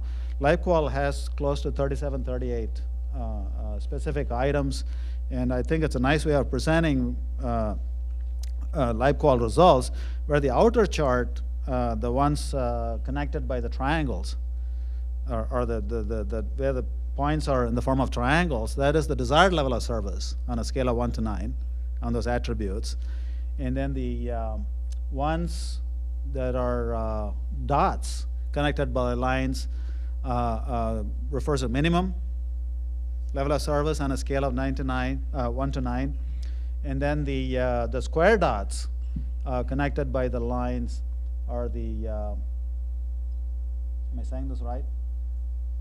No, the square. Okay, the minimum is the square. Yeah, I can't see this on my chart here. minimum is the squares, and the desired is the triangle, and the perceived is the circle. And as you can see, there are a couple of spots here where the circle is even below the minimum. I don't know what those attributes are. I guess attribute number 7 and attribute number 23. I think there are a couple of areas where where the performance is below the minimum, and likewise there is one area, I think attribute number 36, where the performance actually is above the desired, and on all of the other attributes, performance is within the zone of tolerance, but barely, again, barely within the zone of tolerance. You see that the perceived chart, or the perceived circle lines is just barely within the minimum boundary. There's a lot of room in terms of improving service to get closer to the desired level of service. Again, you'll hear more about LibQUAL and the specifics of it in this afternoon's presentation. One other point I want to make at this juncture is that when we talk about SERQUAL or LibQUAL, these are only one of the many tools that you can use to assess quality of service. I think the title of this workshop, at least for this morning, is multiple ways of listening to customers. And there are indeed multiple ways of listening to customers. The paper and pencil or the web-based surveys are just one of those approaches, although a very important type of approach. There are a variety of other methods as well that can be used, both qualitative and quantitative types of methods that can be used. And here is a laundry list of different approaches that one can use. We don't have time to discuss these in detail, but in your reader, by the way, there are 2 different readers. I don't know if all of you, were able to pick up 2 different readers. One contains, I think, about 5 articles that are related to my presentation, and then there's a thicker reader that has many articles that pertain to Bruce and Colleen's presentations as well. In the reader that pertains to, I think, volume 1, there is an article on listening to customers that gets into a lot of detail about some of the, in fact, of all the methods that are described here. So you can kind of read that on your own. And so-called transaction surveys and total market surveys are the only 2 where a CERQUAL type instrument is most appropriate. A transaction survey is something that's sort of like a quick and dirty survey that you can do as soon as customers complete some kind of transaction. You simply ask them, how was the service? How did it compare to what you expected? It's a quick and dirty type of survey. You could also use a CERQUAL type approach to do total market surveys, which is really what LibQUAL is trying to do. By total market survey in the commercial sector, I'm meaning you compare your performance not only with respect to your customers' expectations, but also across your competitors. It's a total comparison of perceptions relative to expectations, as well as the gap scores relative to other peers in the same industry. That's precisely what LibQUAL attempts to do.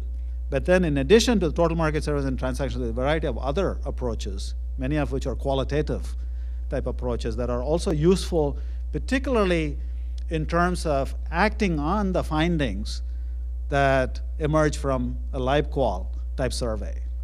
If you identify a certain gap using LibQUAL type survey and you want to diagnose a little bit more in depth, then you could talk to some customers or talk to some employees to find out why those gaps are occurring. So the point we're trying to make here is that when you're talking about service quality measurement and improvement, you need to think beyond just quantitative CERQUAL type surveys. Although they are a very good starting point, you really need to be thinking about a broader repertoire of tools that you should use to actually diagnose why those gaps occur and therefore be able to take corrective action.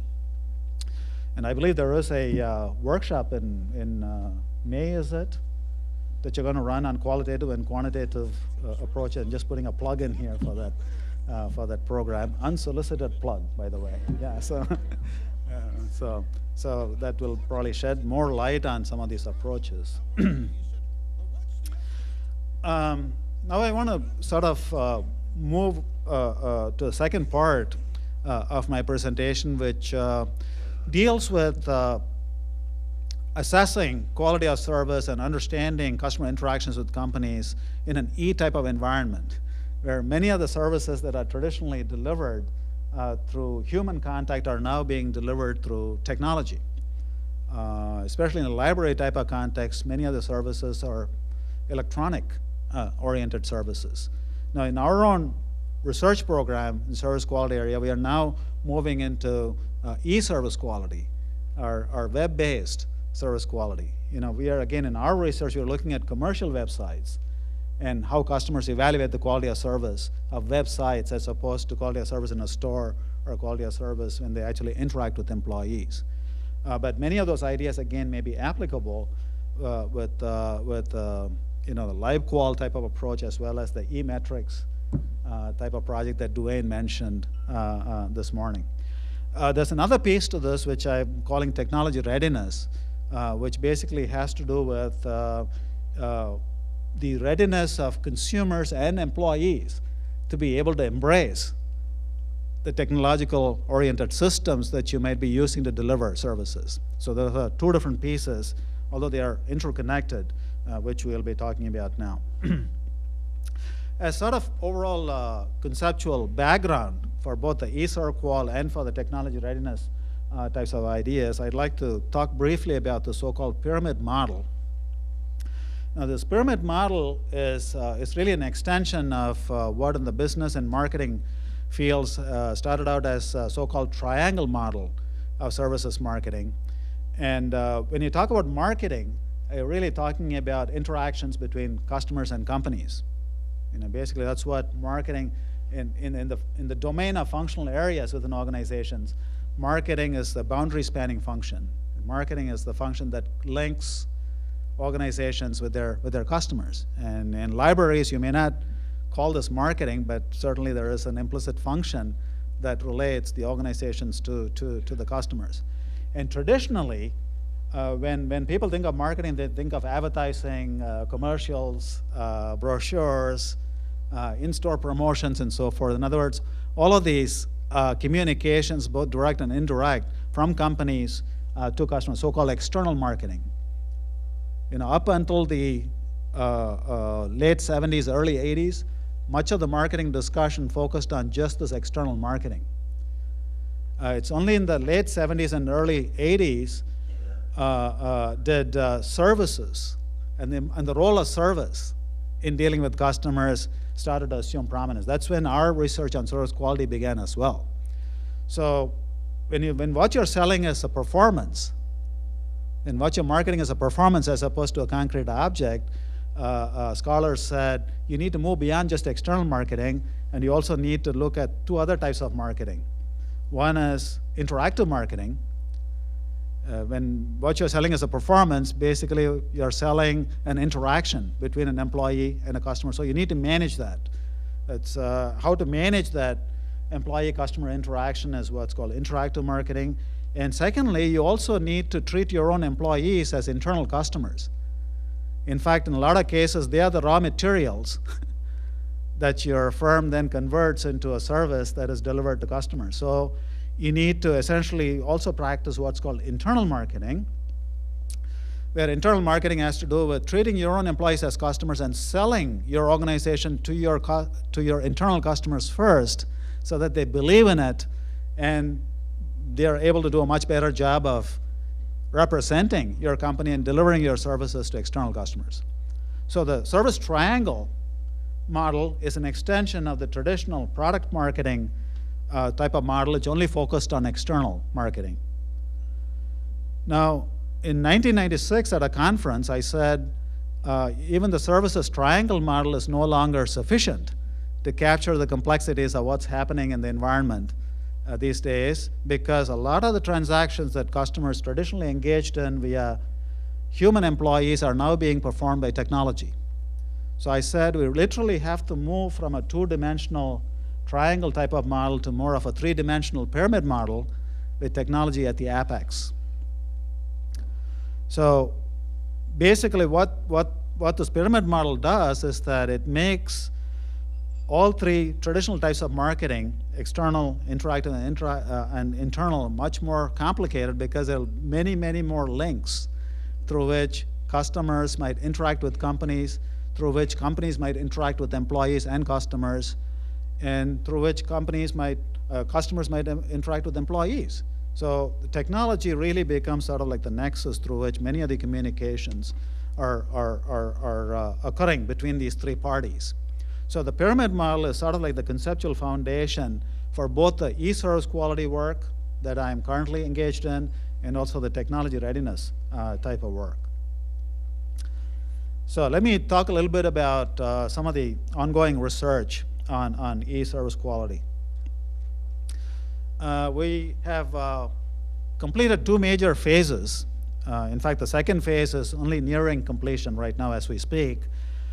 The phase one of our e-service quality research focused on issues very similar to what I started my presentation with this morning.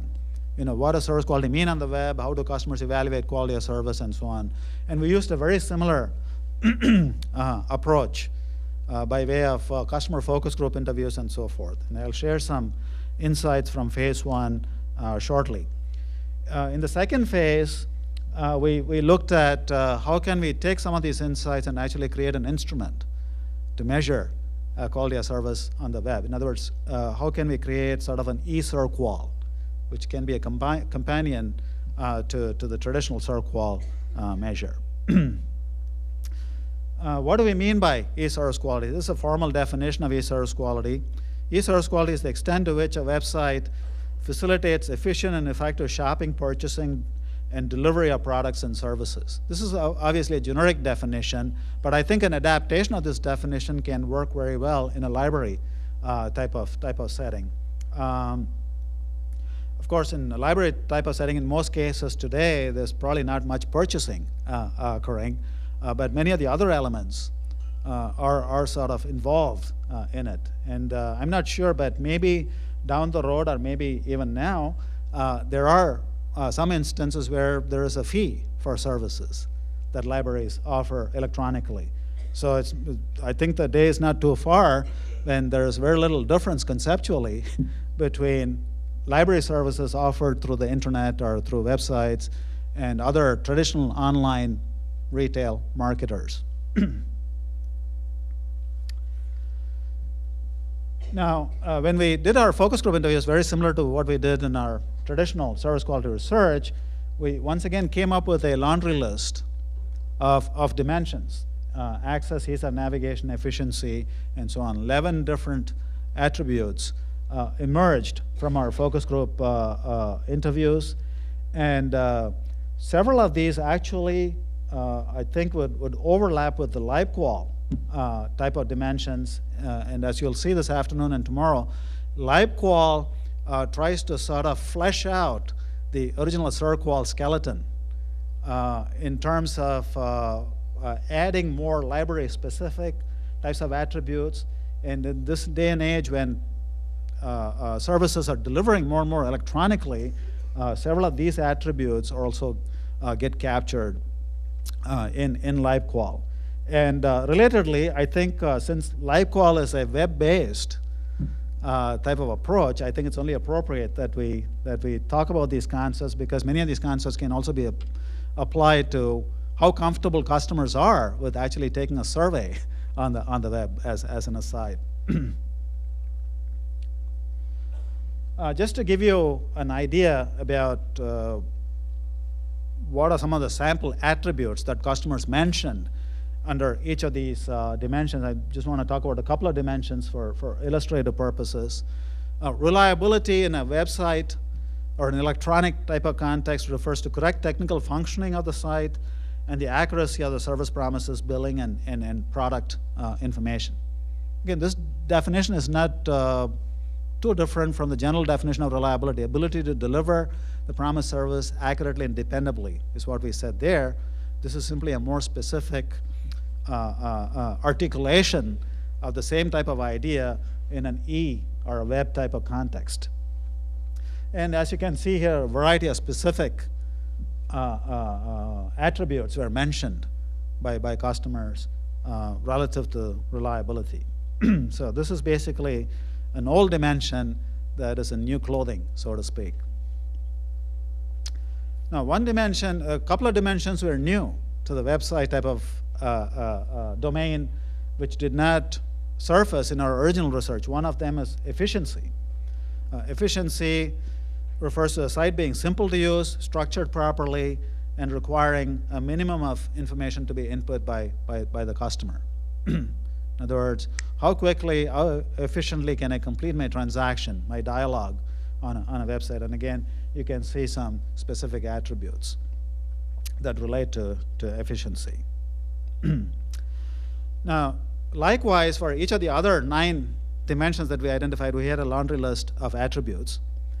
By the way, those of you that are interested in more information about this research and the attributes and so forth, there's another article in the Reader on eSERQUAL that you can read up, and there's a table in that article, a very lengthy table that gives you a big list of attributes with respect to each of the 11 dimensions.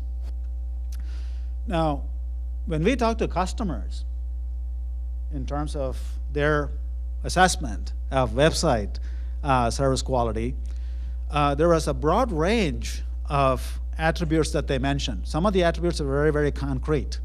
Some customers would, mention things such as one-click ordering and, a site map and so forth.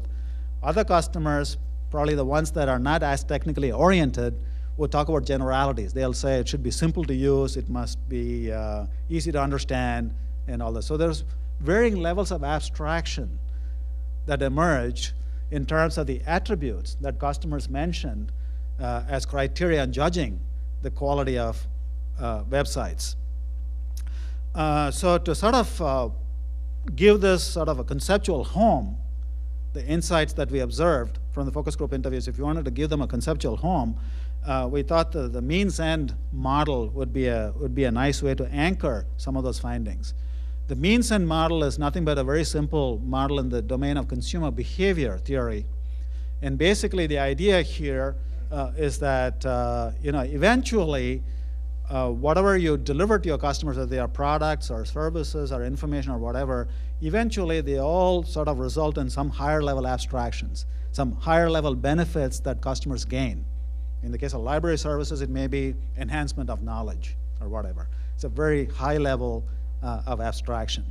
But then to be able to achieve that high level of abstraction, you need to sort of go through some lower level steps, starting with very, very concrete attributes, and hopefully those concrete attributes reach higher levels of abstraction, and they combine into some dimensions, and customers are perceiving these various things along the way, and then finally you have the ultimate benefits that customers are looking for. Another way of looking at this means-end model is to say that all the little bells and whistles that we may be playing with in terms of creating and managing a website, many of the customers may not even be aware of. They may not be technically qualified to even deal with those very, very concrete specific attributes. But they do interpret the results of those attributes at higher levels of abstraction. And eventually, if the sequence is built properly, you should achieve the benefits that customers are looking for. So it's basically a consumer behavior type of theory, which we thought might give a nice conceptual home to anchor the insights that we found from our focus group interviews. Just to illustrate, for example, if you take ease of navigation as a dimension, some of the things that customers might actually perceive to arrive at some assessment of how easy or how difficult a website is to navigate would be things like the things that are shown in those yellow ovals. Easy to maneuver through the site, easy to find what I need, speed of the checkout, and so on. These are things that customers perceive and assess to be able to determine ease of navigation. But then the concrete cues, which are basically technical type of features that might facilitate or impede those kinds of perceptions, are things like tab structuring, sitemap, search engine, one-click ordering, and so on. The concrete cues are the ones that techies, so-called techies, are enamored with. And in website design, many of these things are given a lot of attention. But what's missing is how do customers interpret these? What is it doing for the customer in terms of delivering benefits that they ultimately want to receive from the websites? So as you move from left to right on this chart, you're moving to higher levels of abstraction. Looking at again, as an example, looking at the right-hand side of the chart, you've got the 11 dimensions. And basically what we are claiming based on our research is that a customer assessment of a website's quality on those 11 dimensions eventually results in an overall perception of e-service quality, which is a higher level abstraction than a dimensional level service quality. So to sort of present the full picture, so to speak, what we are saying is that concrete cues, which are basically what the website designers and so forth focus on quite a bit, they have to be perceived by customers in some meaningful way that makes sense to them. And those perceptions lead to evaluation of the service at a higher level of abstraction in terms of higher levels of dimensions.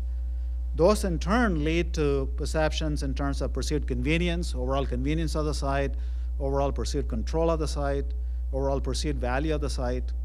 And under perceived value of the site, we also have perceived price. And again, in a library type of context, many customers might feel the service is free. But a time might come when there is a fee for service type of a situation where patrons actually have to pay a price to access things on the web. If that comes into being, which I'm sure is going to happen, then the perceived price is also something that gets figured into a higher level of abstraction. And then how a customer sort of perceives these various things really drives their future behavior. Future behavior in terms of purchase or repeat purchase, loyalty, word of mouth communication, what the customer tells other customers, and so on. Of course, this model is built for the commercial sector, but I think you can see parallels in the library sector as well. Repeat patronage and positive word of mouth communication, I think are important goals in a library type of context to sort of enhance the image of the library and also to make sure that the institution as a whole is getting bang for the buck, so to speak. So the idea here then is that when you talk about customers' assessment of the quality of web-based service delivery, you need to have some kind of an understanding of what's happening in terms of this chain of events, starting all the way from the concrete cues all the way to hopefully behaviors that are favorable to the organization. Right now, what's happening in the electronic in the domain of electronic service delivery is that there's a lot of focus on the technical aspects. A lot of focus. Many companies are investing a lot on technology, making their websites more sophisticated, adding more bells and whistles, and so on. So there's a lot of work going on there. On the behavior side, at the other end of the continuum, there's also the ability to measure things a lot more easily than in the case of traditional service delivery. For example, you can automatically measure how long a customer spends or a patron spends at your website. You can electronically measure which pages do they go to, how long do they spend. So a variety of different behaviors can be measured. What's missing is the meat of the sandwich, so to speak. You got the two ends of the sandwich, but what's missing is really the meat in the sandwich. And what we are trying to do in our research is to try and understand what goes on in the middle.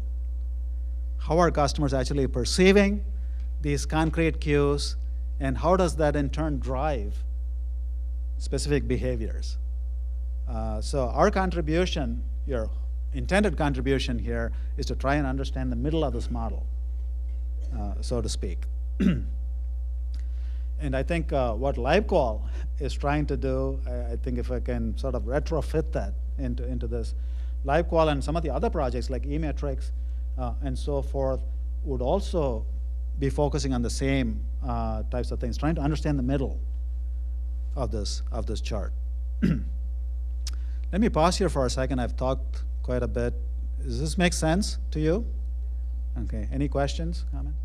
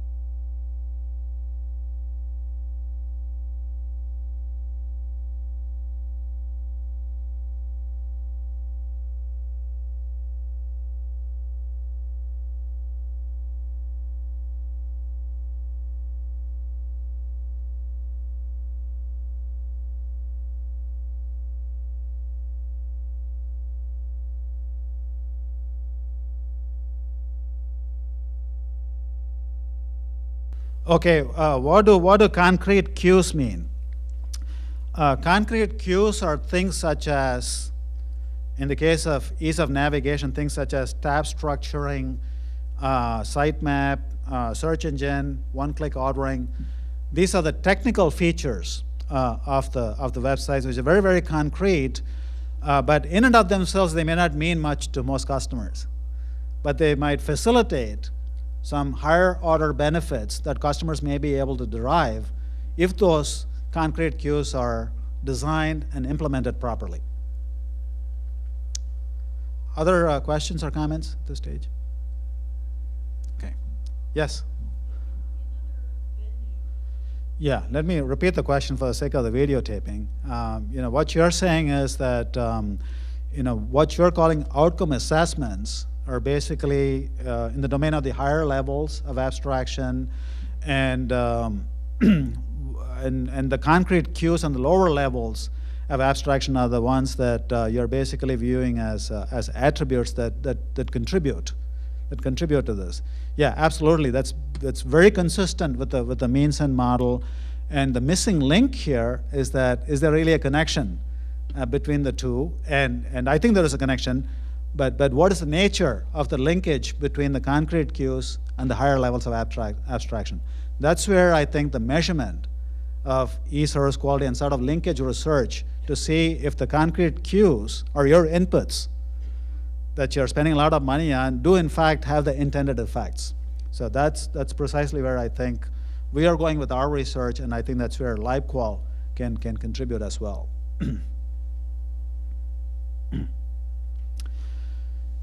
Just to sort of tie this back to the gaps model that we talked about earlier in the traditional service quality, our preliminary research in phase 1 also suggests that in an E-type of context, in a web-based type of service delivery, there once again are some organizational and design types of gaps within the organization that might contribute to poor perceived service quality externally. The top part of this chart is simply a condensed version of the means end chain. It's just an abstracted version of the means end chain. The bottom part, sort of touches on potential gaps that can occur within organizations that might actually result in poor service quality as delivered through the website. And these gaps are very analogous to the 4 gaps that we talked about. The information gap is basically the marketing information type of gap, or gap 1. Then the design gap is akin to the standards gap that we talked about.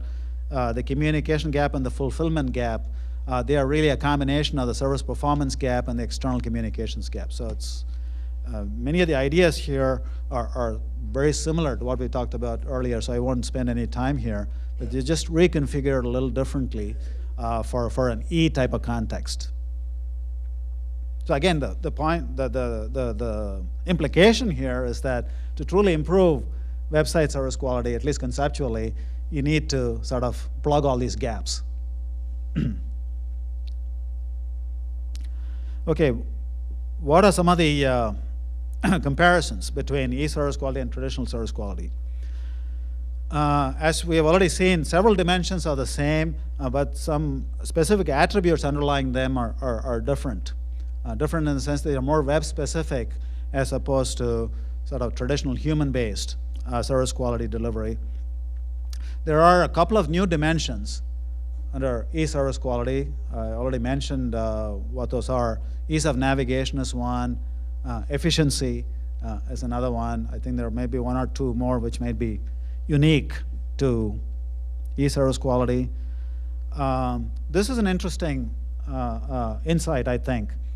Empathy and other high-touch oriented attributes do not seem to be as critical in e-service quality, except when customers experience problems. And in fact, our preliminary quantitative findings from phase 2 suggest there might actually be a need to create 2 different scales. One to measure regular service quality on the website, and another to measure recovery service quality, or non-routine service quality. And I think this also makes intuitive sense because one of the reasons customers want to go to a website as opposed to a physical facility or talk to a person is for the sake of efficiency. They don't want a whole lot of touchy-feely stuff. They want to get on the website quickly, complete their transaction, and get out quickly. In fact, in our focus group interviews, a lot of consumers said, if I want the touchy-feely stuff, I'll go to a store. The only reason I'm going to an online e-tail store is because I want to complete the transactions quickly. So things such as empathy probably are not going to be as critical as long as the service is delivered as promised and as long as things go without a hitch. But the moment there is a problem, moment there is a hitch, then I think there's got to be a switch in the mode. Customers do want a lot of hand-holding, which is kind of a dilemma in many cases. But I think this will also become clearer when we talk about this issue of technology readiness, which is the other topic that I want to talk about. It's something to keep in mind. Key drivers of regular e-service quality relate to efficiency, fulfillment, reliability, and privacy. These are the four major dimensions that seem to emerge. This is in part based on quantitative analysis of insights from phase 2 of our research. So if you were to create a scale to measure e-service quality, regular e-service quality, or routine e-service quality, these probably would be the key dimensions, key attributes. In the key dimensions of recovery service quality seem to be responsiveness, or real-time access to help, which will partly include empathy, and compensation. This is an interesting dimension that emerged. People want some kind of recompense or some kind of compensation for problems that they experience with the website. Again, you need to have to sort of let your creative juices flow to think about how you might compensate your library patrons if things go wrong when they interact with your websites.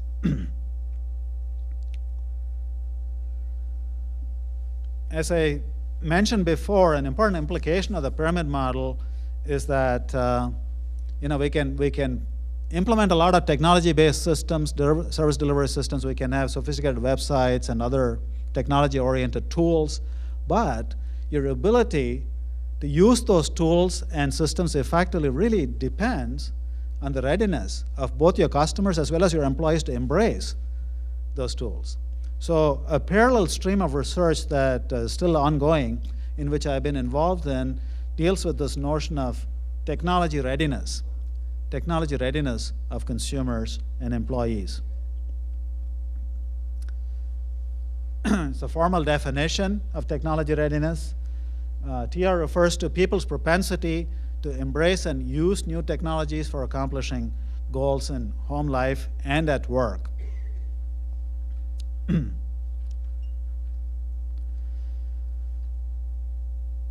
I've been at this research, technology readiness type of research, since 1996, which is when I initially proposed the pyramid model. And actually, the technology readiness idea was an offshoot of the pyramid model type of conceptualization. We've conducted a lot of focus group interviews to try to understand how customers react to and interact with technology. And our key insights from the qualitative research we've done to date suggest the following. First of all, TR doesn't just refer to possessing technical skills. TR is much more a function of people's beliefs and feelings about technology. I think this is an important insight in the sense that TR doesn't simply refer to competence. Many people in our research that we came across that are very, very tech savvy, but they don't believe in technology. They are smart enough to figure out technology, but they don't embrace technology. It's an important point to remember, especially in this day and age when companies, at least in the commercial sector, are investing huge sums of money in technology-oriented systems under the assumption that everybody is going to be equally enthusiastic about it. That's not the case. I guess the Unabomber is a good illustration of this. I mean, very, very tech-savvy guy, but obviously didn't believe in technology. people's beliefs can be positive about some aspects of technology and negative about other aspects. Our research shows this, as well as research that some other scholars have done show this. Basically, there's sort of a love-hate relationship with technology. And I think if we think of our own experiences, we can also empathize with this. Certain aspects of technology we like, other aspects we don't like, and therefore there's sort of this push-pull type of tension that many of us experience in terms of our ability and desire to use technology-based systems.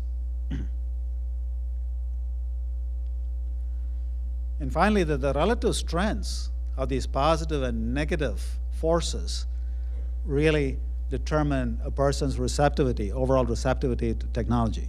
So these are some of the initial insights that emerged from our qualitative research, talking to customers and employees in informal settings. And based on these insights, we propose that perhaps there is a continuum. There's a hypothetical continuum going all the way from resistant to technology to neutral to receptive to technology, on which we can array people based on their overall feelings about technology. And if we somehow measure people's beliefs about technology on the horizontal axis, if you can get a survey out that will help people sort of express their opinions and beliefs about technology, then based on the total score or index that we get, we can place people on this horizontal continuum, and that in turn might give us a reflection of how ready they are to embrace technology. In other words, we're hypothesizing sort of a one-to-one correspondence between the overall mental attitude of people towards technology shown on the horizontal axis and what we are calling technology readiness, the readiness to embrace technologies on the vertical axis. So much of our quantitative research in the area of technology readiness has focused on developing a scale, an instrument to measure technology beliefs of consumers. And we used an approach, in the interest of time, I won't get into all the details. We used an approach similar to the approach that we have used in developing LibQUAL. We came up with a huge list of items, fleshing out a variety of dimensions and so forth based on our qualitative research. Based on that, we have developed a scale called the Technology Readiness Index, which actually is a measure of the overall readiness of consumers. Those of you that are interested in the technical details, there is an article in your reader titled Technology Readiness Index, and then there's a subtitle as well. So that gives you the evolution and the development of the scale, as well as validity and reliability checks and so on of the scale if you're interested.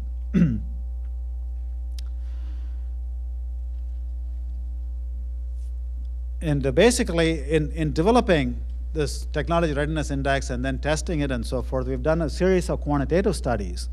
Many of these studies have been confidential, and they are focused on sectors such as the financial assistance to student sector, companies like Sallie Mae, Freddie Mac, and so forth. We've done some research there. Mortgage banking services, online services, some of which I shared with you before.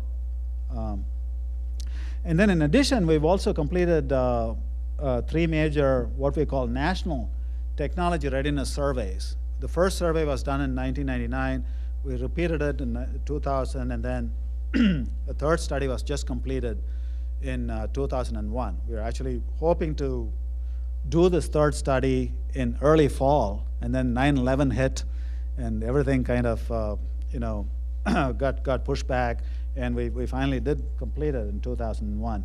And then basically, what the National Technology Readiness Survey is a survey of a random sample of adults in the U.S., in which we ask a series of questions that relate to their technology readiness, their beliefs about technology. And based on that, we can actually compute a technology readiness index score for people.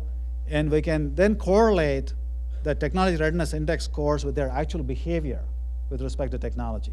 And we are finding some very interesting relationships between the TR scores of people and how they behave with respect to technology-oriented systems. And I'll be able to show you some of those results.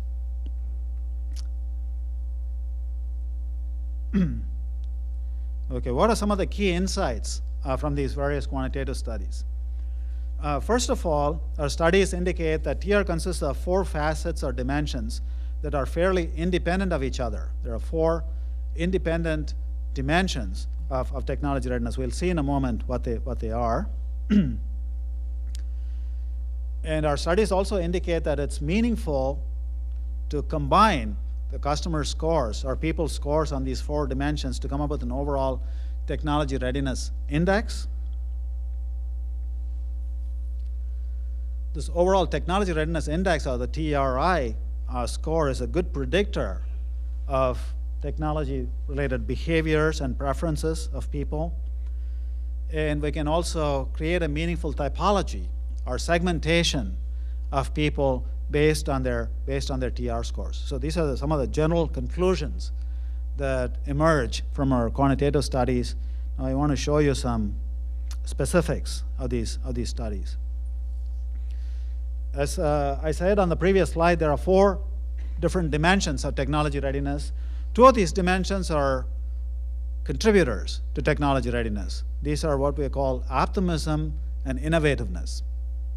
These are things that push people towards technology. On the other side, we've got 2 which are inhibitors. Discomfort and insecurity. These are things that pull people back from technology-oriented systems. Some formal definitions of the 4 dimensions. Optimism is a positive view of technology, belief that it offers increased control, flexibility, and efficiency. Optimism is a general feeling that technology is a good thing. And interestingly, what our studies show is that not everybody thinks technology is a good thing. In fact, there's a spectrum of views on that, as I'm sure you'll see if we were to do a poll or a survey in this room. Innovativeness. Innovativeness has to do with a tendency to sort of play with new things, tendency to play with technology, and also a tendency to be a thought leader or an opinion leader. People that score high on innovativeness are not only people that like to play with new things, but they also like to express their opinions and share their experiences with other people. So innovators, both in terms of experimentation and also in terms of influencing other people. On the inhibitor side, discomfort has to do with the perceived lack of control over technology and a feeling of being overwhelmed by it. I think there's quite a sizable segment of us that'll score high on discomfort. I certainly would. I think I'm a tech-savvy guy, or reasonably so. I have an engineering background, but I don't think I'm fully comfortable with all of the technologies. So there are a lot of people in our surveys that are uncomfortable with technology, somehow feeling that technology is taking hold of them, technology is controlling them rather than they being able to control technology. And that's a very serious inhibitor in terms of technology readiness. And the 4th dimension is a distrust of technology and skepticism about its working properly. This is sort of like discomfort, but it's much more specific than that. Discomfort is sort of general paranoia about technology. Somehow, technology is going to take everything over. It's kind of a general fear of technology. Insecurity is sort of a more transaction-specific fear, that somehow, something is going to go wrong when you engage in a transaction. For example, in an online type of purchase situation, somebody's going to steal your credit card number, or you're going to get the wrong product, or whatever it is. It's more of a transaction-specific type of fear as opposed to a general feeling of discomfort. So anyway, our studies show that these are 4 distinct dimensions. Distinct dimensions in the sense that people can have varying scores on these 4. People, for example, that are highly optimistic, not all people that are highly optimistic might necessarily also have low insecurity. There may be some optimists that are very, very secure, and there are other optimists that are very insecure. That's what we mean by these dimensions are fairly distinct dimensions. In fact, the statistical correlations, the pairwise correlations across these 4 dimensions are not all that high, probably 0.3 or less, which means that the shared overlap between pairs of these dimensions is 10% or less. The square of the correlation coefficient is the shared variance. Those of you that are interested in statistics, if you have any questions, you can ask Bruce. Okay. He's our statistics guru here. But anyway, the point here is that these dimensions seem to be fairly independent of each other. Okay, just to give you a flavor for the patterns that we are getting for the US population, these TR scores are measured on a scale of 1 to 5. We have a series of belief statements on which we ask customers to express their beliefs on a scale of 1 to 5. And again, the full instrument is included in the article that I mentioned. There's an appendix. There's a table that gives you the all the items pertaining to the 4 dimensions. So we measure that on a 4-point scale. The blue bars refer to what we found in the 1999 survey, the National Technology Readiness Survey of about 1,000 adults randomly selected. Red bar refers to a 2000 survey, and the, I guess this is purple bar refers to a survey that we just completed in 2001. And on optimism, you can see on a scale of 1 to 5, level of optimism is slightly below a 4. By and large, I think people are optimistic, at least in the US, about technology. In terms of innovativeness, they're about average. Scale of 1 to 5 is around 3. Discomfort, above average level of discomfort in terms of overall paranoia about technology. And look at insecurity. There's a lot of insecurity with respect to e-transactions. And one of the things that amazes me is that these scores don't seem to be changing all that much. I mean, we've done 3 different surveys over a 3-year period. Scores are very, very stable. By the way, these are not the same people. These are random samples which are totally independent of each other. So there's not much change. In fact, the slight differences that you see from year to year, they're not statistically significant. They're very, very similar scores. And if you look at the overall TRI, which is a measure of overall readiness, on a scale of 1 to 5, it's less than the midpoint, slightly less than the midpoint. So despite all the talk about technology-based systems replacing human transactions and so forth, companies may think so, but customers by and large aren't all ready for that kind of a change. By the way, those of you that are statistically oriented, if you're wondering how come the overall TRI is less than any of the other scores, because it's really an average of the 4 dimensions, the reason for that is the discomfort and insecurity are negative dimensions, so the scores on a 1 to 5 scale have been reversed before being combined with the first 2 dimensions. So a 4 would be like a 2, and a 5, high level of insecurity would be like a 5. But when figuring out the TRI, that'll actually be a score of 1 for the TRI, which is technology readiness. So discomfort and insecurity have been reversed. The poles have been changed before computing the TRI. So the overall TRI is about 2.9, 2.8 to 2.9 on a scale of 1 to 5, and that's fairly stable. So what's the message here? The message here is that by and large, the US population, at least, is not even at the midpoint level of technology readiness in terms of being able to embrace all these technology-based tools. And that includes consumers and employees.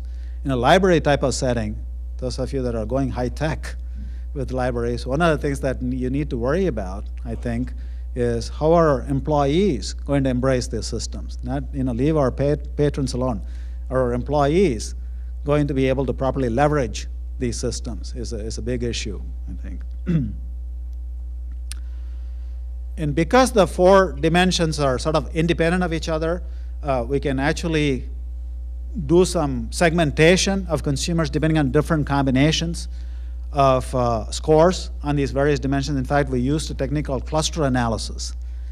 We used a statistical technique called cluster analysis to see if any natural segments of customers emerge based on different combinations of scores on the 4 dimensions. We had the scores for the 4 dimensions for our entire sample, so we subjected these scores to cluster analysis to see if there are any homogeneous groups of customers that have similar scores within groups. And we tried a number of different segmentation strategies, and the one that seems to have a good fit with what we are finding in the data is a segmentation consisting of 5 groups, which we have labeled explorers, pioneers, skeptics, paranoids, and laggards. Again, this is a this is a crude description here of the traits of these 5 groups. Explorers, those are at the, as the term implies, these are high on optimism, high on innovativeness, above average, significantly above average on innovativeness and optimism, and they have very little inhibition about technology. They're low on discomfort, low on insecurity. Roughly about 10 to 15% of the population would fit this explorer group. Pioneers, they sort of share the enthusiasm and the innovativeness of the explorers, but they also have high degrees of discomfort and insecurity. High degrees of discomfort and insecurity. So it's another group. They would like to try, they're enthusiastic about technology, like to try, but they're also being held back by inhibitions. Skeptics, this is an interesting category. Skeptics are like the mirror image of the pioneers. They're not very optimistic about technology. They're not very innovative, but they don't have any inhibitions. They don't fear technology, but they don't believe in it. Basically, skeptics are the ones that are saying, show me. Show me why I should use technology. I'm quite happy with the traditional mode of operation. I'm not afraid of technology, but I don't believe in it. So the skeptics, that's a group that has about 15 to 20% of the population. Paranoids, the next group. Paranoids have a high degree of optimism about technology, but then on each of the other 3 dimensions, they are being held back. They're not very innovative. They don't like to play with technology, and they have high degrees of paranoia about technology and insecurity about specific transactions. And then finally, as the term implies, are the laggards, bring up the rear. And laggards are the mere opposite of explorers. They'd have to be dragged kicking and screaming before they would use a technology. They'll adopt new technologies only if there's no other option, would be a good way to describe these laggards. And there's a good segment, about 15, 20% of the population are laggards. And we find in our studies pretty strong correlations between membership in these various groups and behaviors related to various types of technologies and technology-oriented transactions. Again, in the interest of time, I just want to show you a few sample results. For example, based on the 1999 survey that we did, which is the first NTRS that we did an analysis to find out the penetration rate of various technologies in these 5 different categories. This chart shows the technologies for which there is 50% or more penetration in the various groups. For the explorers, for example, more than 50% of the explorers have all of these or have used all of these technologies. Now, if you look at pioneers, again, they're pretty comparable to explorers, except that less than 50% of them use telephone banking. When you go to skeptics, there's a sharp drop in the penetration rate for various technologies. The only technologies which have achieved a 50% or more penetration rate among skeptics are PCs, or home computers, and ATMs. Even things such as cell phones and other gadgets, less than 50% of the skeptics have adopted those. If you go to the paranoids, the only technology that has achieved more than 50% penetration is ATMs. Laggards is none. Again, as I said, these are the folks that have to be dragged kicking and screaming to use a technology. And even though ATMs have been there forever, I mentioned that before, as long as there's an option of doing a transaction face-to-face, they prefer that.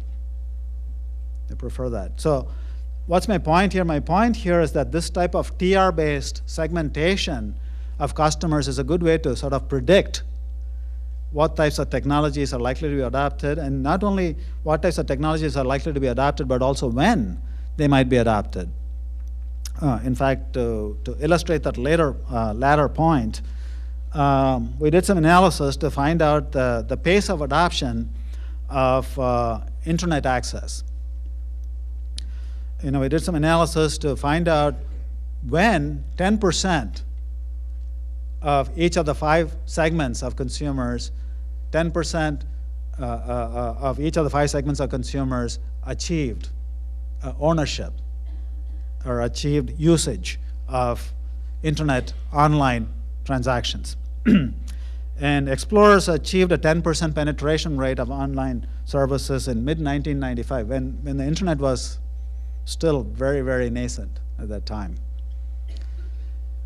Pioneers, late 1996, and then you can see the rest. Laggards, to achieve just a 10% penetration rate, we're not talking about 50% here, 10% penetration rate, laggards achieved it in late 1998. So there's actually more than a 3-year separation between the explorers and the laggards in terms of even 10% penetration of a technology such as online services.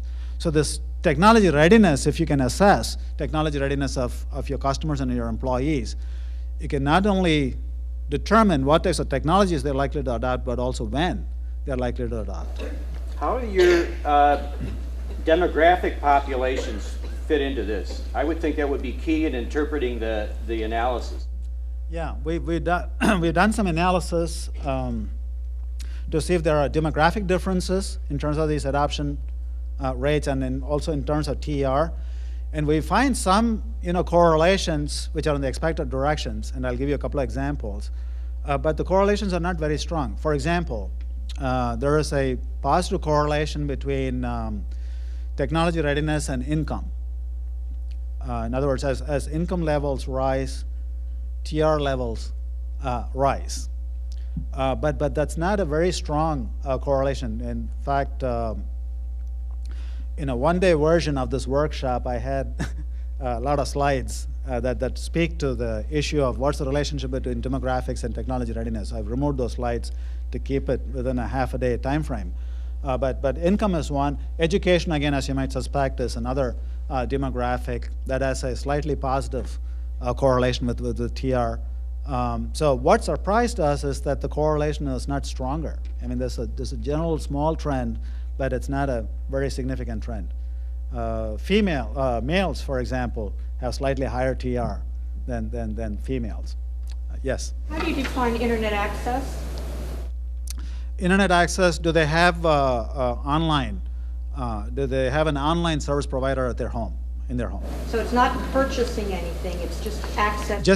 Just access. We also did some analysis to see, have they actually purchased anything. There again, we see a very strong correlation between TR and whether or not they purchased, and also the amount of purchases. The higher the TR, the more willing they are to spend more on online purchase. Yes. 1 second, yeah. No, you go ahead, I'll come back to you, yeah. On the demographics, it occurs to me, would this small correlation apply also to college students? Many of us are dealing with people in the ages of 17 and 22, and graduate students that are a bit older. And my instinctive reaction would be that they would be much more receptive to technology than the students would be.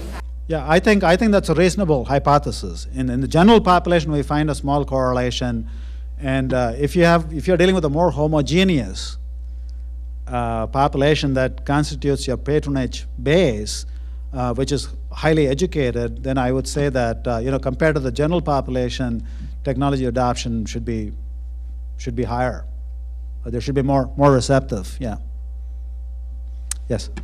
Well, actually, she asked my question because I was going to ask how age played into this, because I would assume Yeah, age. if you talk to someone that was 53 as opposed to someone who was 24, Right. there would be a big core difference in their view of TR. Yeah, age again is there a relationship between age and TR? Yes, we again find a very small negative correlation between age and TR. Younger people are more TR oriented than than older people. But one of the things that is quite an interesting finding is that now we have done this random survey 3 years in a row now. And what we are finding is that the TR scores are very stable. And what that leads us to believe is that TR is sort of an inherent trait. Even though certain aspects of TR can be changed, for example, insecurity, I think through proper communications with customers and reassurances and so forth, you can probably make people feel more secure with respect to at least certain types of transactions. But maybe the other 3 dimensions are much more stable. Innovativeness, optimism, and the general paranoia about technology. I think those might be more difficult to change, and therefore probably will not change. And that's probably why we are finding the TR scores to be very, very stable across 3 different waves now. We actually would have expected much more change in the positive direction. As time passes, you would think that people will become more TR oriented. So I think we are starting to be cautiously believing. We're starting to cautiously believe that TR is really more like a personality trait. It's not something that's going to change. Of course, younger people today are much more comfortable with computers and the internet, and our children are much more tech savvy and technology ready than us.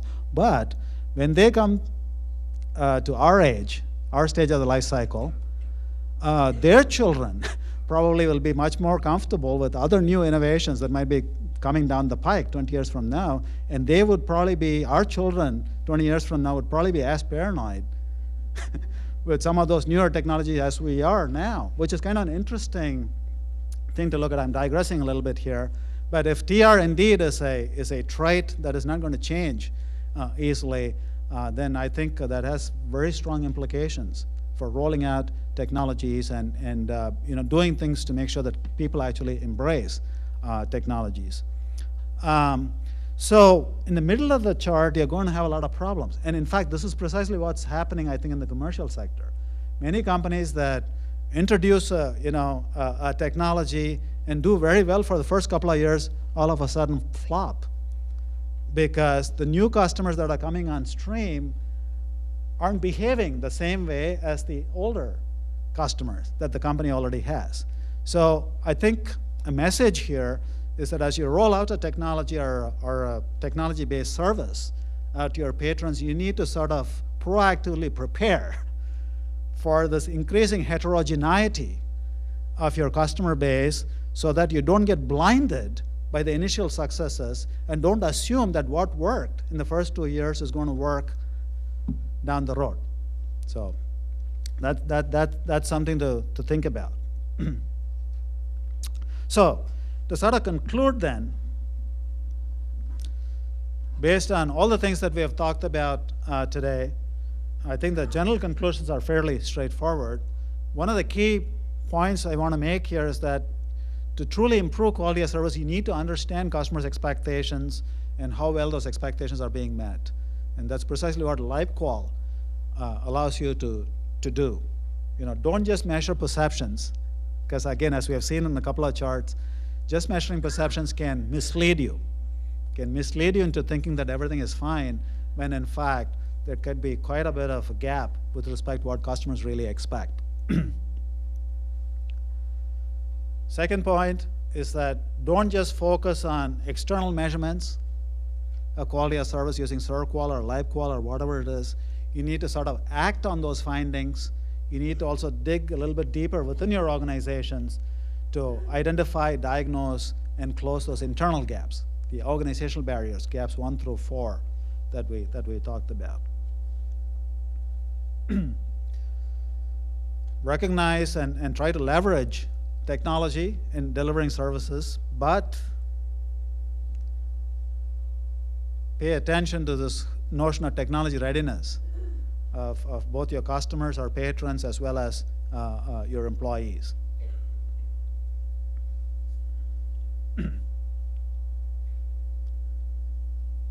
Again, a corollary or a parallel insight there is that recognize that e-service quality as perceived by customers involves much more than having a fancy website. In fact, a fancy website is nothing but a bunch of concrete cues. And as our research shows, those concrete cues are meaningless unless they lead to some higher order benefits that customers are looking for. Put in place a solid behind-the-scenes infrastructure, information systems, logistics, and human resources to deliver what a website's facade promises. And again, just like in the case of traditional service quality and web-based types of service quality, you need to have an ongoing process in place to measure customers' reactions as well as your own employees' reactions to those technology-based interfaces.